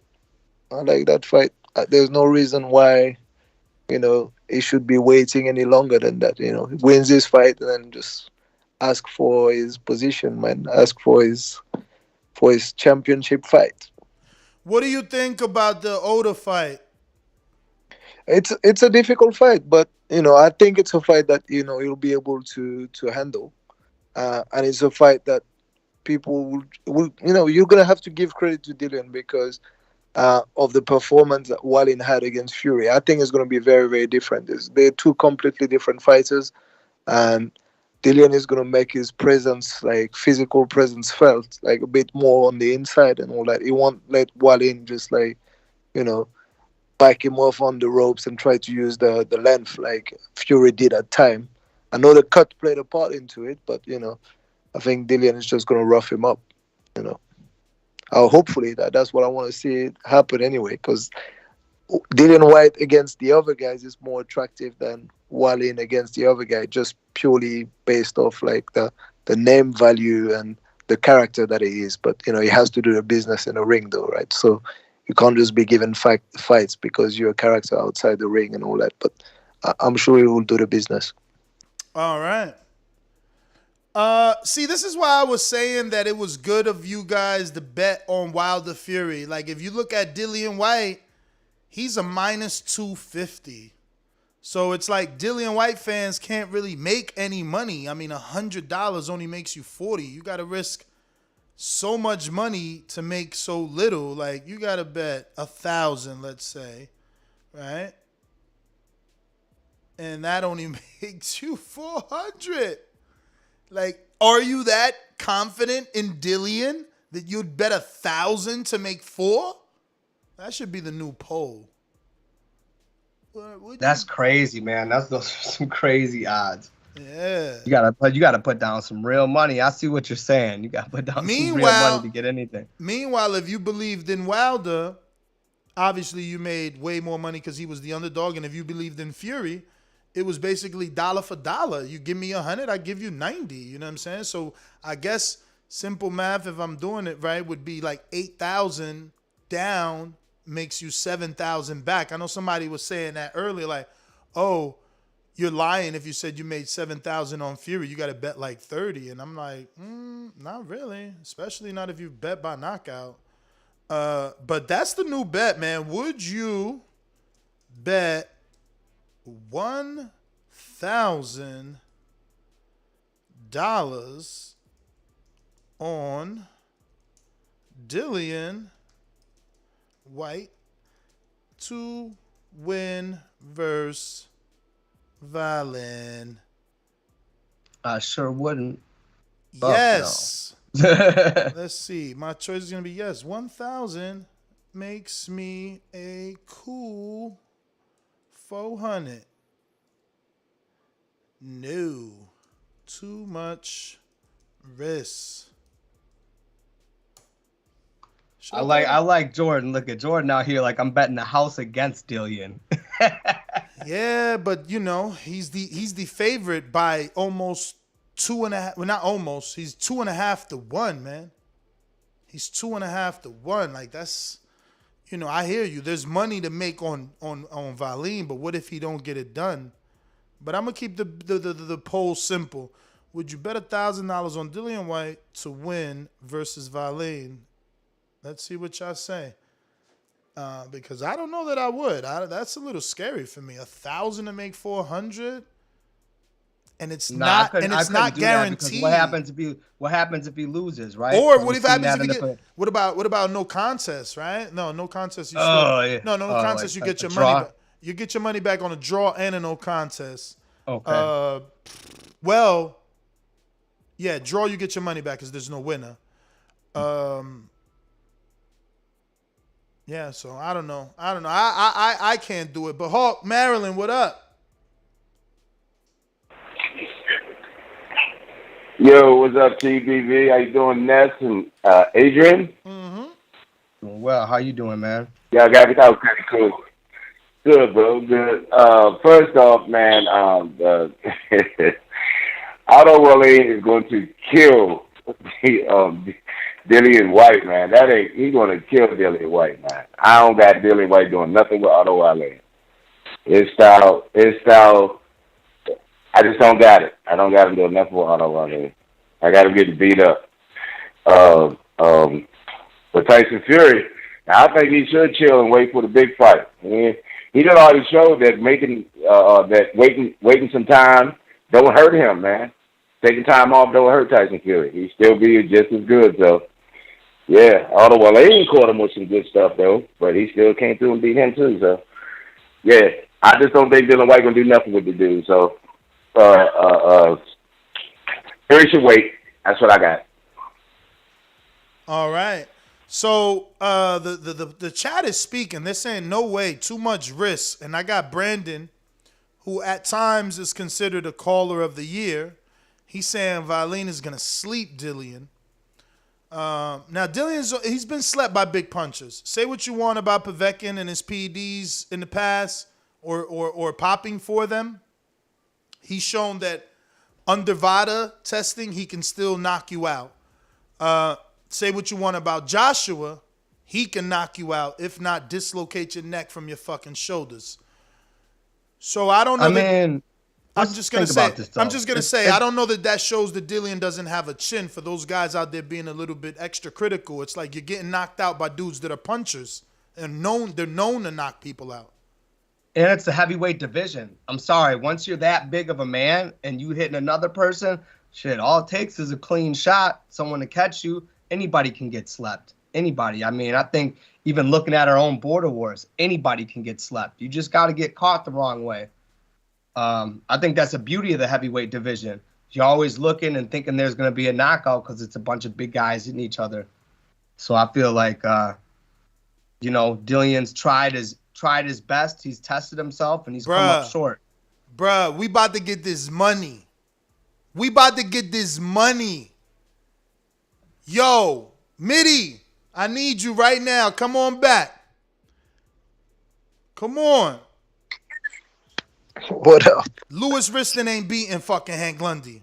Keep it real. Ain't Riston the dude that hurt his back in the fight with Donaire, maybe? No, that was that's a different weight. That's a different weight. Yeah, you're talking about Ryan Burnett. But Ritson had like kind of like a few losses and like a shaky performance. Like he got a gift against what's his name? The guy that had like is it Vasquez? Puppet Miguel? Yeah, I think yeah, but so. but he's a very difficult style. He's always been a tough fight, bro. It is, but listen, like I don't know. I think it's a tough fight. Like Ritson can definitely lose against Lundy. He can't punch though. No. Like, but if you give him a war and if you stand in front of him, this dude's never fought a black fighter though. What's it got to do with black fighters? Slick style. I'm not being racist. I'm talking about the slick style. A dude with head movement. A dude with some, you know what I'm saying, some swag. That's the point. That's the point. Every time he faces someone who can move, I'm putting the house on him, London. And box, you know, he lost. Like, or you know, he had a very tough night. If you stay in front of him and give him a war and just like trade with him, that's when you give him the chance to do something. But like, I think Lundy can beat him for sure. Hell yeah! But Lundy's 37. That's fucking almost 10 years. But that's the problem. Lundy is got a bit too much miles on the clock, though. But he went 10 with Cepeda, man. Hell no, Lundy all day. Let's go, Lundy. So what? We putting a $10 bet down on that, Ness? 10. Hell yeah! You gonna make 35 plus your 10 back. Are you gonna put 1,000 on it? Are you gonna put 1,000 on it? Not on Lundy. Not on Lundy. There you go. Then. There you go. But let me tell you, 50 or 100 is worth it. Swear to God. Worth it. It's definitely worth it, especially if he's gonna box. If he's gonna box and if he's not gonna stay in the pocket and trade with Ritson, then it's okay. I remember Lundy losing to Avery Sparrow, bro. I didn't think he was gonna lose the Sparrow and shit. He lost the Sparrow. And he lost to the dude that fucking Haney beat to become a champ. Abdulayev. Damn, Lundy, you out here wilding, bro. Yeah, you want to make that bet, but now you're really thinking about it. Yeah, you gotta think about it. Yo, but Richton ain't been on this level though. Richton, like Lundy isn't a former world champ, but he was always on the brink of a championship. Like he fought Crawford, like he fought names, he fought Delorme and didn't get stopped. Richton, how good of a boxer is he though? He's not. He's a brawler. He just stays right in front of you and brawls. So in your opinion, he cannot outbox Lundy. Like he's not getting a points decision. He got to knock Lundy out or drop Lundy. He closes. He's got a good engine. He closes the distance and then just stays there, trades with people, stays in the pocket. But if he's got good lateral movement, that's what gives him trouble. Lateral movement. Over there? Ricky Hatton, like a come forward. This good money for Lundy, man. Out. Plus 350? Yeah, that's what Ritson is, man. They fucking wilding on a plus 350 for Lundy. Lundy is like, he ain't no bum, man. He ain't no bum. This is crazy. I got to watch the tape on Richton, man. But thank you. Anybody want to talk about Richton, call in right now. I need your info right. We ending this poll, man. Lundy versus Richton, man. What's going on? You know what? But he's saying he's kind of like a Ricky Hatton type, you know. Ricky came forward, threw a lot of shots, made fights ugly, pressured people, wore him down, broke him down. Yeah, but is he Ricky Hatton style or is he like Ricky Hatton? Like, it's different, man. He ain't fought nobody, tank, man. Ricky was. He ain't fought nobody, but the thing is, like, does Lundy have it in him at 37, bro? But that's what I'm saying. If he's a pressure fighter like that, you know, at 37 years old, does that pressure, if you don't get him out of there, does that pressure break him down? Listen to me. Again, this isn't America versus UK. This isn't you versus me. This is we trying to get rich, man. I know a lot of y'all paid your mortgages and your car notes last week with the Wilder Fury fight. We need to do that every week. We need to take advantage. Look, we just calculated $711 and we ain't done. Like, we need to make money back off them. So don't make this a UK, US thing, man. Make this a we trying to get money as a community thing. So Henry Lundy versus Louis Richton. The outcome would be what? Richton. What's the odds though? 350, my nizzle. That's almost $4 to $1. Dolla on the experienced dude. Like, Lundy fought Richard Abril in another country. Like, Lundy's a road warrior. The problem is Lundy don't got a lot of fucking wins, man. He don't got a lot of wins. How much am I going to get if I put down like 40? Let me see. 40 on Lundy. Because I don't really understand betting like that. Nah, so. It's all good. 40 on Lundy.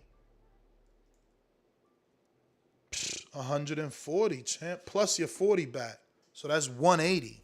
140 plus your 40. That's, dog, come on. Where you going to find that? Give me 40 and I give you 100? Shh. Plus your 40 back? It ain't $60 profit. It's $100 profit because you getting your 40 back. It's actually more than that. It's fucking 140 profit because you're getting your 40 back. You get 180 back. I don't know. I think that's magnificent odds. Like, who has Richton beat to be a minus 500? Like, that's insane of a, like, huge underdog for this dude. Who? JT, talk to me. I know you could talk about the main topic. You know, don't worry about me and my obsession with making money. Are you available? No JT? No JT? Need money to pay my bills too. That's what I'm saying. Listen, I made some change last week. I don't care what none of y'all saying. And if you bet properly with your knowledge, you should be able to make some. Just don't go crazy. Look, $40 makes you 140. You ain't got to bet more than that. Now, you want to bet more than that, don't blame us. So interesting that you come across like a nice guy, but you're really a piece of shit. Hey, with that comment. Come on. That was a piece of fuck you. That was a piece of shit. You know, we're doing live TV. Man, I don't care. What you gonna do about it? I'll kill this mother. Why do you have to talk like that? Well, I'm talking to you the way I want to talk to you. You have a problem? Turn off your station. I'm the best ever. Yo, what up, Ness? Yo. What's up, Adrian? We talking Dillian versus Fury. We talking about Arlenius. Huh? Oh, we talking what? No, we were talking about him versus Valine, but we also kind of sidetracked into him versus Fury as well. So who's supposed to be fighting up next? Well, we talking about Andre Ward. The main topic is Andre Ward telling Eddie there's no reason for Tyson to fight Dillian. It's better for Tyson to take time off after a tough fight, wait for the winner of AJ and Usyk, and do Undisputed, and then ride off into the sunset. And well, it just depends on what side you're on. Of course, on Tyson Fury's side, they'll say, hey, don't take that fight. Wait for AJ winner out of Usyk, which I think Usyk will beat AJ again. And that's gonna be a big fight, Usyk versus Tyson Fury. But of course, that's that side. But if we on Eddie Hearn's side, he want to make that fight to make that upset. To make I think Dillian Whyte give Tyson Fury some big trouble doing this, cause how aggressive he is. He's gonna have to earn his shot. So I mean, yeah, but if who he's supposed to be fighting before he get to Tyson Fury though? Because I saw an article they were talking about mandating him versus Tyson Fury. Yeah, Tyson Fury versus AJ versus Dillian will be mandated, but you know how that works. And that's why I was telling his trainer, if you don't send someone to the WBC convention this month, they might forget that they got to mandate it. And they supposed to mandate every convention. That's when they order things. Me personally, Andre Ward, just thinking from the business side of Fury, I would assume, and stuff like that. But of course, Eddie Hearn gonna want a chance at that belt for Dillian Whyte. I mean, why not? Mm-hmm. No, that's what I said, man. He's doing his job as a promoter. Yeah, Dillian got to do his job as a fighter and win the Valine fight.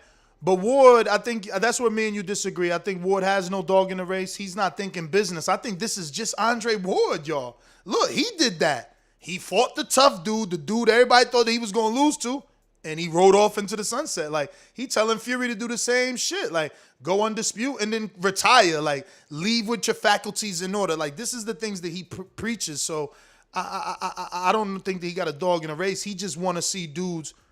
Once you at the top, like, he's basically like, what are you fighting for? Like, why you gonna fight Dillian? Like, nah, stick around, get that Undisputed, and you're done. You did it all. Right now, our poll to make money. Okay? We're trying to make money. We're not trying to, have a measuring contest who's smarter, who's not. This is so that we can make money as a community. Henry Lundy versus Lewis Ritzton. And remember, if you're a Ritzton fan, but you're a community member, understand that we are talking about trying to make money. And just because you're a Ritzton, fan, there's no way to make money on him, okay? He's a minus 500. That means you got to give the bank 5, they're going to give you 1. It's not worth it, okay? So if you're a Ritzton fan, you need to be telling us his deficiencies, because together as a community, we can make money. You see, it doesn't matter if your favorite fighter's fighting. You can still make money if he loses. I mean, it's all right. And if you think he's going to win, you can bet both ways. But Brandon, I would love to see what your thoughts are. Again, at times you can be considered a caller of the year, so I would like to know. Where's my girl, Real Naja chick? Mitty, text Real Naja, please. I'm dead ass serious, because she got it right for many, many weeks. I'm going to actually see if I got her on Instagram still. Shout out to Boxing MD. Just sent $21. Boxing MD is actually a doctor now, y'all. He hit me up yesterday. He said he was listening to all this week's shows, and he's definitely entertained. He caught it on the way home, and he's back to listening. So shout out to not only Dr. MD now, Boxing Dr. MD. Let's shout out everybody that tunes in and everybody that gives it a second chance. I know that these fights make us all emotional, so you can hear something that upsets you and it turns you away from the show. But remember, this is a fight-by-fight thing, man. We talk fight-by-fights over here. Oh, wow. Yeah. Shout out to him. Congratulations, man. He bought his first home. Shout out. That's what's up. Yeah, man. Shout out to everybody buying a home. Man, it's all boxing at the end of the day. We all feel a certain way about our fighters, and we all talk and say what we say. But at the end of the day, man, it's all about the love of boxing. There's always going to be new fights and new battles. So, just come on back and on to the next one. Let me go to Majid, because landlord, you're always just listening.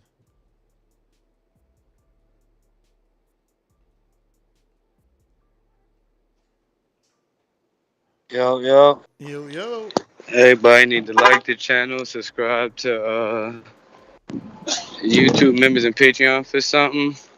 I feel like what Andre Ward was talking about, only Tyson Fury know what type of beast he got inside of him, but I don't even feel like Tyson Fury about to be out of wilding, so Fury might be following his advice, it's either out of wilding or Fury, but I say if he could fight on, fight or whatever. I want to see Undisputed, so really fuck White and Wildin', but yeah, that's my take, man. I want them to just sit back so we can get Undisputed. All right, I'm out. All right.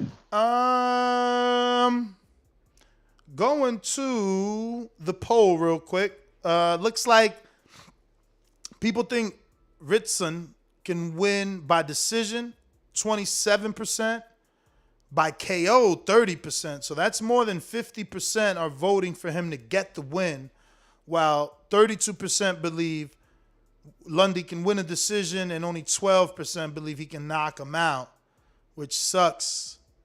I guess you guys are right, and so are the bookies. I was really hoping for a better looking voting poll than that, because there's money to be made on Lundy if we think he can get that win, and I'm talking big money.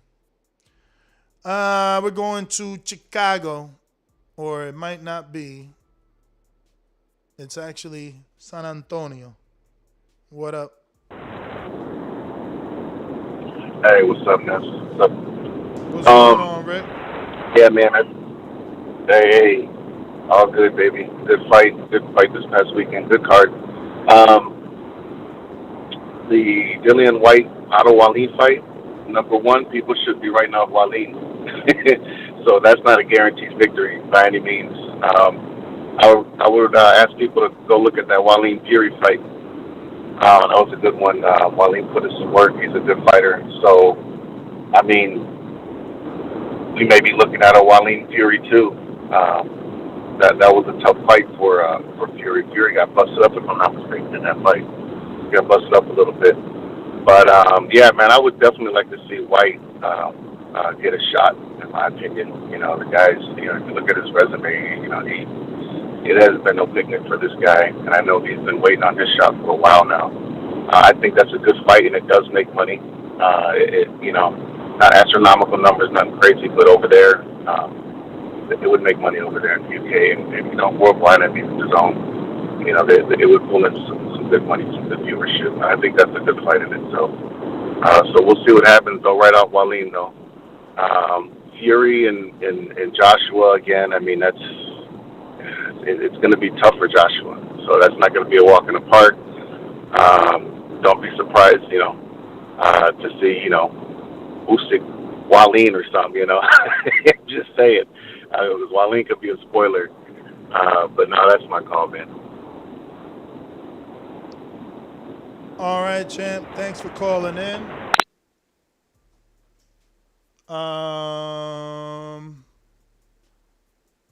Let's see.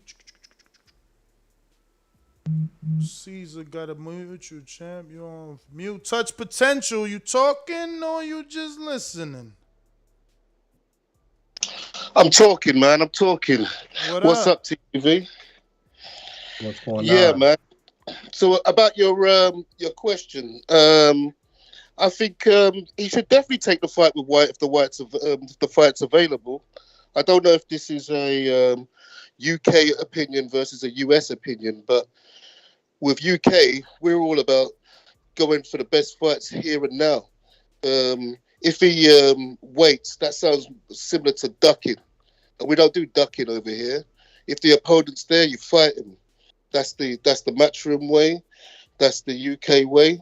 You fight the man that's in front of you. It's not. We know it's the boxing's about entertainment. It's not just about business. I understand Andre Ward is all about the business, but we're all about the fans, and the fans should be seeing the best fights. It shouldn't be waiting and ducking. We see what happened in the heavyweight division over the last 3 years.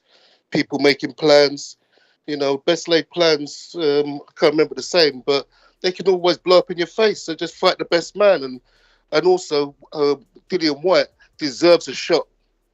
You know, we'd have to have some sort of meritocracy in this game, and Dillian Whyte deserves his shot. And number two, Fury, you give him too much time on his hands, and he may go off and just do some craziness. So keep him busy. Why are you judging him by his past, man? Because that's what he's like. That's what people have been saying to him. That's what he asked him in his press conference. I mean, how many years has it been? Retire. How many years has it been since he's done something crazy? A few months ago, when he had all these people coming to his camp and giving COVID and made the fight one of the biggest fights nearly never happen. So you can't give this guy any time. Brother. Plenty of fighters caught COVID. You can't say Fury caught COVID for being, you know, wild or being his old self. Everyone caught COVID. Like, yeah, I hear that. But Herring's a Marine and caught COVID. Like, fucking. I hear that, but we can't trust it. Nah, that's what I'm saying. You're judging him off his past. Why can't you judge him off his last 3-4 years, bro? Like, you know, he's a changed man. Why you ain't looking at that? Only from his own admission. His own admission is that he suffers from mental health problems and that he needs to be training and needs to be involved. And even from his last performance. Yeah, but what did he do the last time, brother? What did he do the last time so he won't fall back into the slump? He and his wife started doing exercise online with the people. Like, you're just judging him off his past instead of judging him off his actions that he has been doing in the last 3 to 4 years. He showed you what he's going to do. Okay, the world went on lockdown. I need to work out so that I don't lose my mind. I'm going to work out on my Instagram Live. Now I'm doing it with my wife. Now I'm doing it with my children. But you're thinking negatively and based off what? How many years ago was that? No. Is a criminal always a criminal?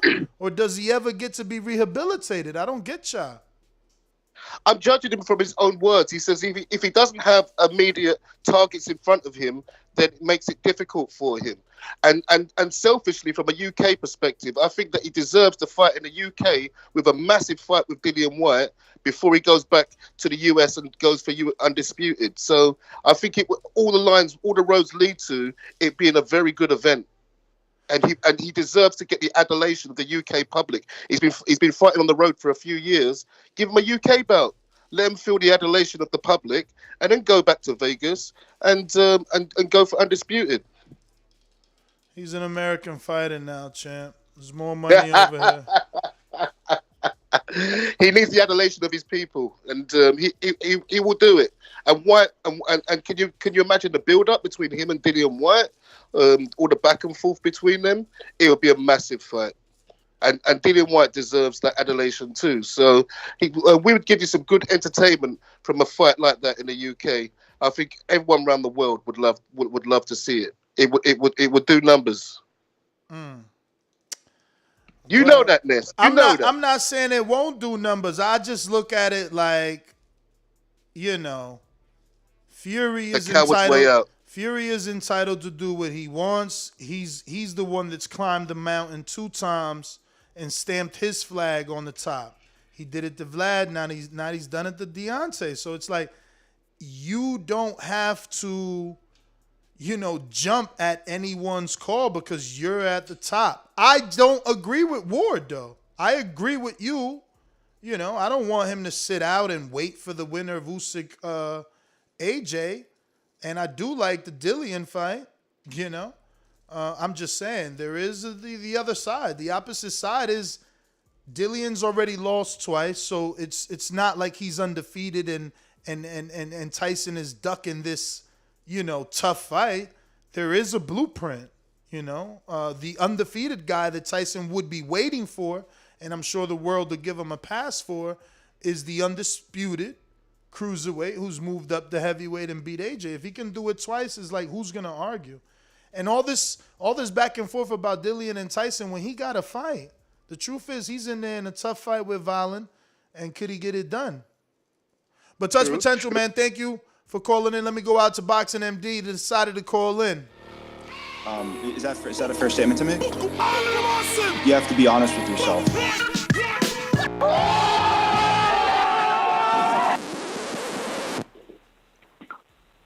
What up, Ness? What up, Boxing MD? How are you? What's going on?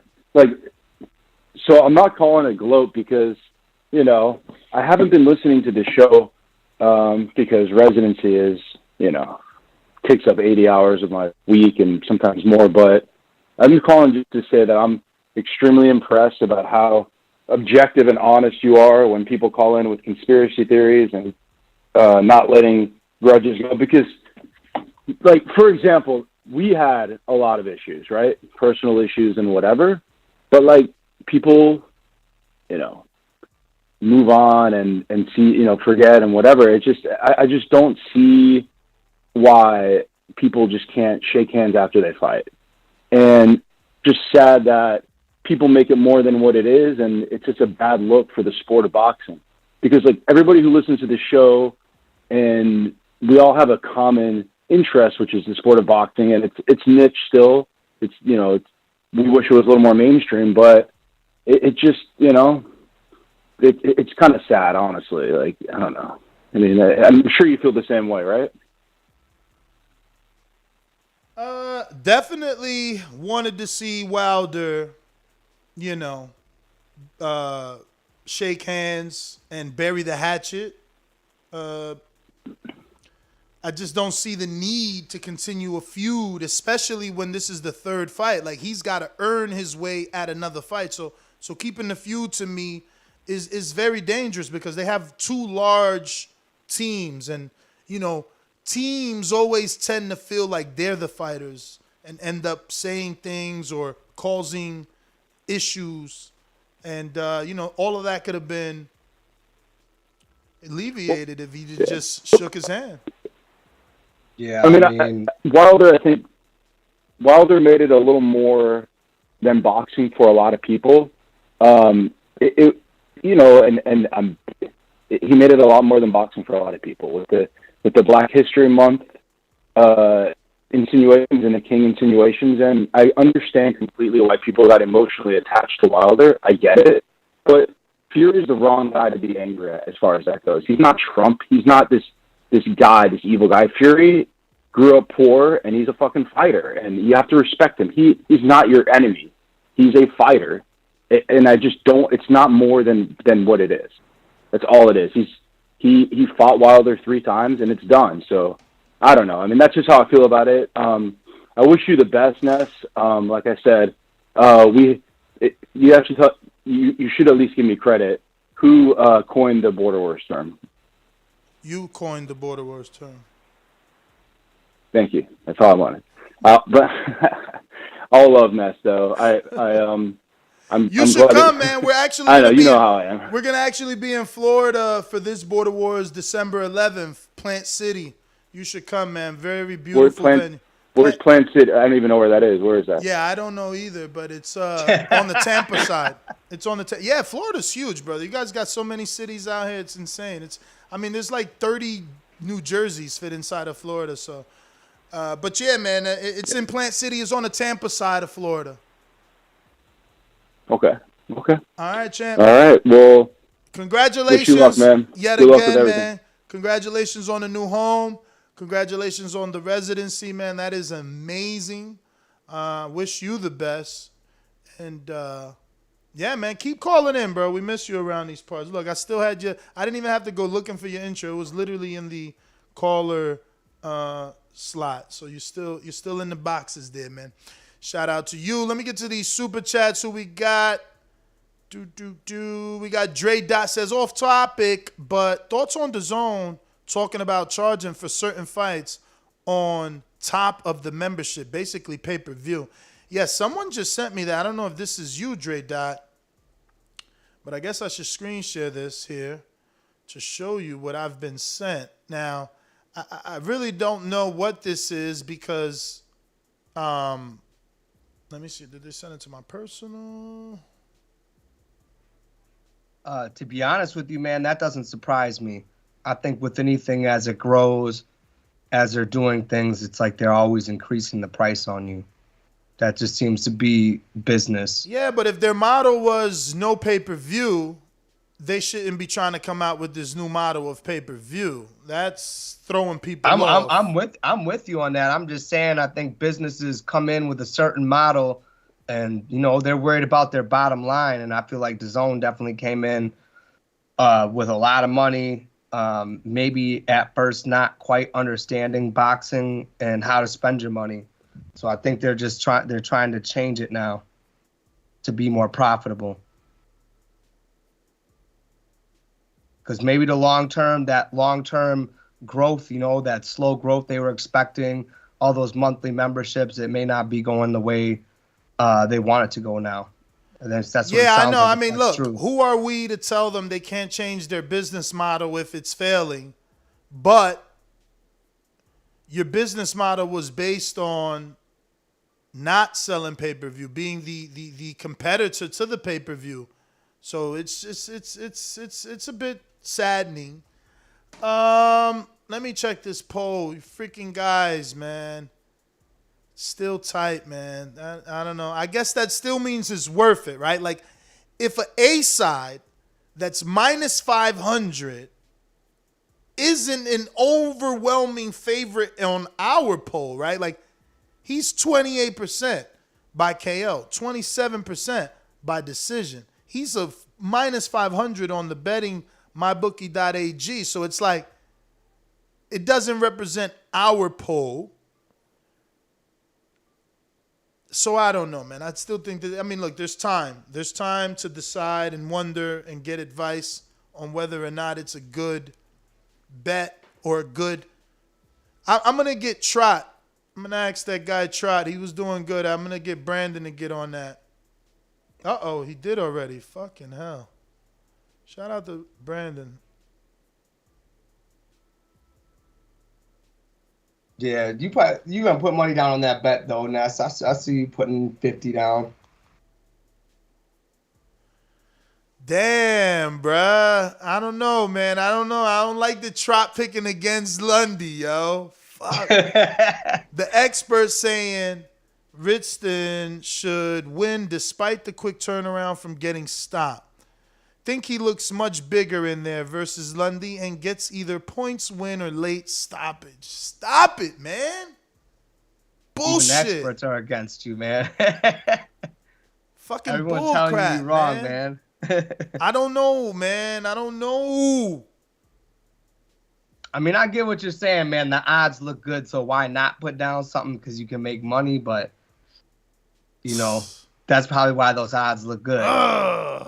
I'm so mad right now.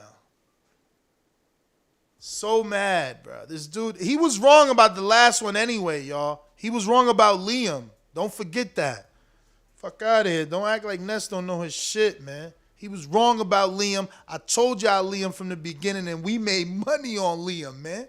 Liam got the stoppage. He did it even better than I thought. I thought the experience would show. And that's what I'm saying. This is the same story, except Liam is probably younger by 4 years. Lundy brings the experience, man. Lundy brings the experience. Well, you know, that's just the story of the, you know, the younger guy and then the, you know, the crafty veteran who, you know, knows how to get a win, but also knows how to, you know, get a loss too. Fuck, man. You just never know, man. You know, when they get older and they're the crafty veteran, you don't know how that's gonna go. Let me hit him up. I know he got an iPhone, bro. I'm gonna be like, yo, Lundy, word is born. I took a second out on my mortgage, man. You better stop playing.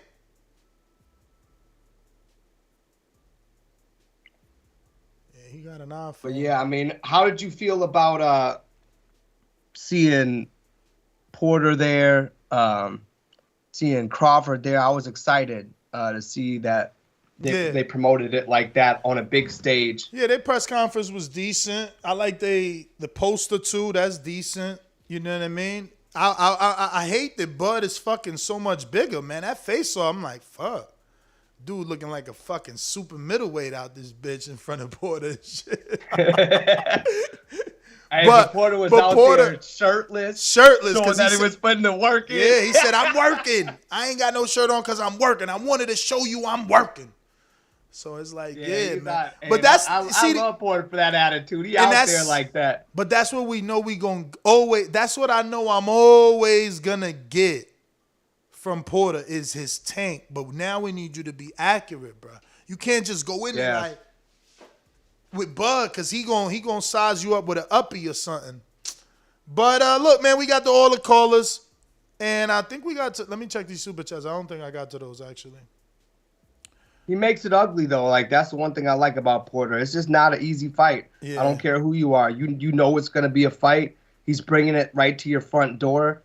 I mean, you got to mentally prepare for that. You got to get it, you know, you got to mentally prepare for 12 rounds. It just... Mitty fucking with my head. He in the text chat now talking about, yo, they going to do Lundy dirty on the card. See, I'm telling you, everybody know Lundy going to win, man. Is can he get the win out there? We got Texas C that says, if he waits, he'll get stripped. So there won't be an Undisputed. Ward's stupid or what? It all depends when the WBC orders. They said 30 days to negotiate with Usyk. They didn't say 30 days to negotiate with Dillian. And we got high and low. Sports Centrum says the boxing voice is more. Shout out to you. If you haven't already subscribed to the YouTube channel, please, pretty please. I'm trying to get to 130,000. And I need your help. Only you can help us get us there. Remember that? Like, only you can prevent forest fires. Hit that like button, too. There's a lot of people in here. Not that many likes. Let's go. Go ahead and smash it. It's free. If you a fight fan, love UFC and boxing, like $1,500 a year, I go to bars to not have to pay pay-per-view costs. Hooters, y'all welcome. So, yeah, I don't do bars, though, bruv. You know, even if I wasn't doing this, like I couldn't be at a bar with everybody yelling, I want to hit it. I only don't watch it with the volume on because people rather hear me. Obviously, we got an audience, they rather hear us, but like I'd rather hear the TV. That's why I still pay for the pay-per-view, because I like to go back and hear what Ward said so we could talk about it. Like, yo, you heard what Ward said about so-and-so? I need to listen. So yeah, I'm with you on the listening part, man. That killed me DJing and watching that fight. Yeah, man. I can only being at imagine a bar, the that'd be announcers crazy. and everybody. I had to watch that shit and, you know, listen to requests. I hit the auto mix for like a good hour and a half. The only time I liked watching it at a bar was when we was at the bar in Wisconsin, because it's knowledgeable boxing fans. So you're hearing true conversations. Like, I can't be at a random bar and hear some dude like, oh, let your hands go. Who the fuck is this guy? Oh, I'll knock. Like, I can't be at a bar like that, like with random people that don't understand the sport. Hearing their fucking Random casuals who probably never really watch boxing. It just happens to be on and they're there, so they're talking about. I know what you mean. My thing with the whole bars is it's only the franchise bars that do it. So if you go in there, it's like, yeah, I could save money on the pay-per-view, but let's say it's like a longer card. I'm still going to spend some type of money watching it there. And it's going to equal out pretty even when it comes to food, drinks, appetizers, you know, depending on how long the fights are. And then, you know me, I'm going to get an Uber home because, you know, I don't drink and drive. Wow. Yo, why are they doing a questionnaire within your Dazn app? Look, it's like, how likely would you be to purchase the following pay-per-view on Dazn if it were priced at $29.99 pounds? Dillian Whyte versus Andy Ruiz. They don't even got that fight. So they trying to offer you these super fights so they could go to Al like, yo, we'll give you XYZ for Andy. And let's think more optimistically. What if they're doing this to see what U.S. fighters you're interested to offer Al? Because there's no more PBC on Fox. Are they trying to bring PBC to Dazn and get us to pay for them? I don't know, but this stuff is crazy. Look at this other one here. Oh, yeah, they're doing their market research right now, man. That's all that is. Mm-hmm. It says, access the biggest fights in boxing with pay-per-view events on Dazn. It's like, yo, you ain't even supposed to be doing this. And it tells you, this, again, below is the new concept Dazn, from Dazn, which would be available in the future. Please read the information carefully. That's they're about to charge for fights now. That's like, not fair, though, man. I mean, it feels just like ESPN. It's like, oh, ESPN Plus, and then all of a sudden I'm paying you, but I'm paying for ads. It's not. You're doubling down. That's called doubling down. You're getting me to pay for your service, then you're getting advertisers to pay for your service.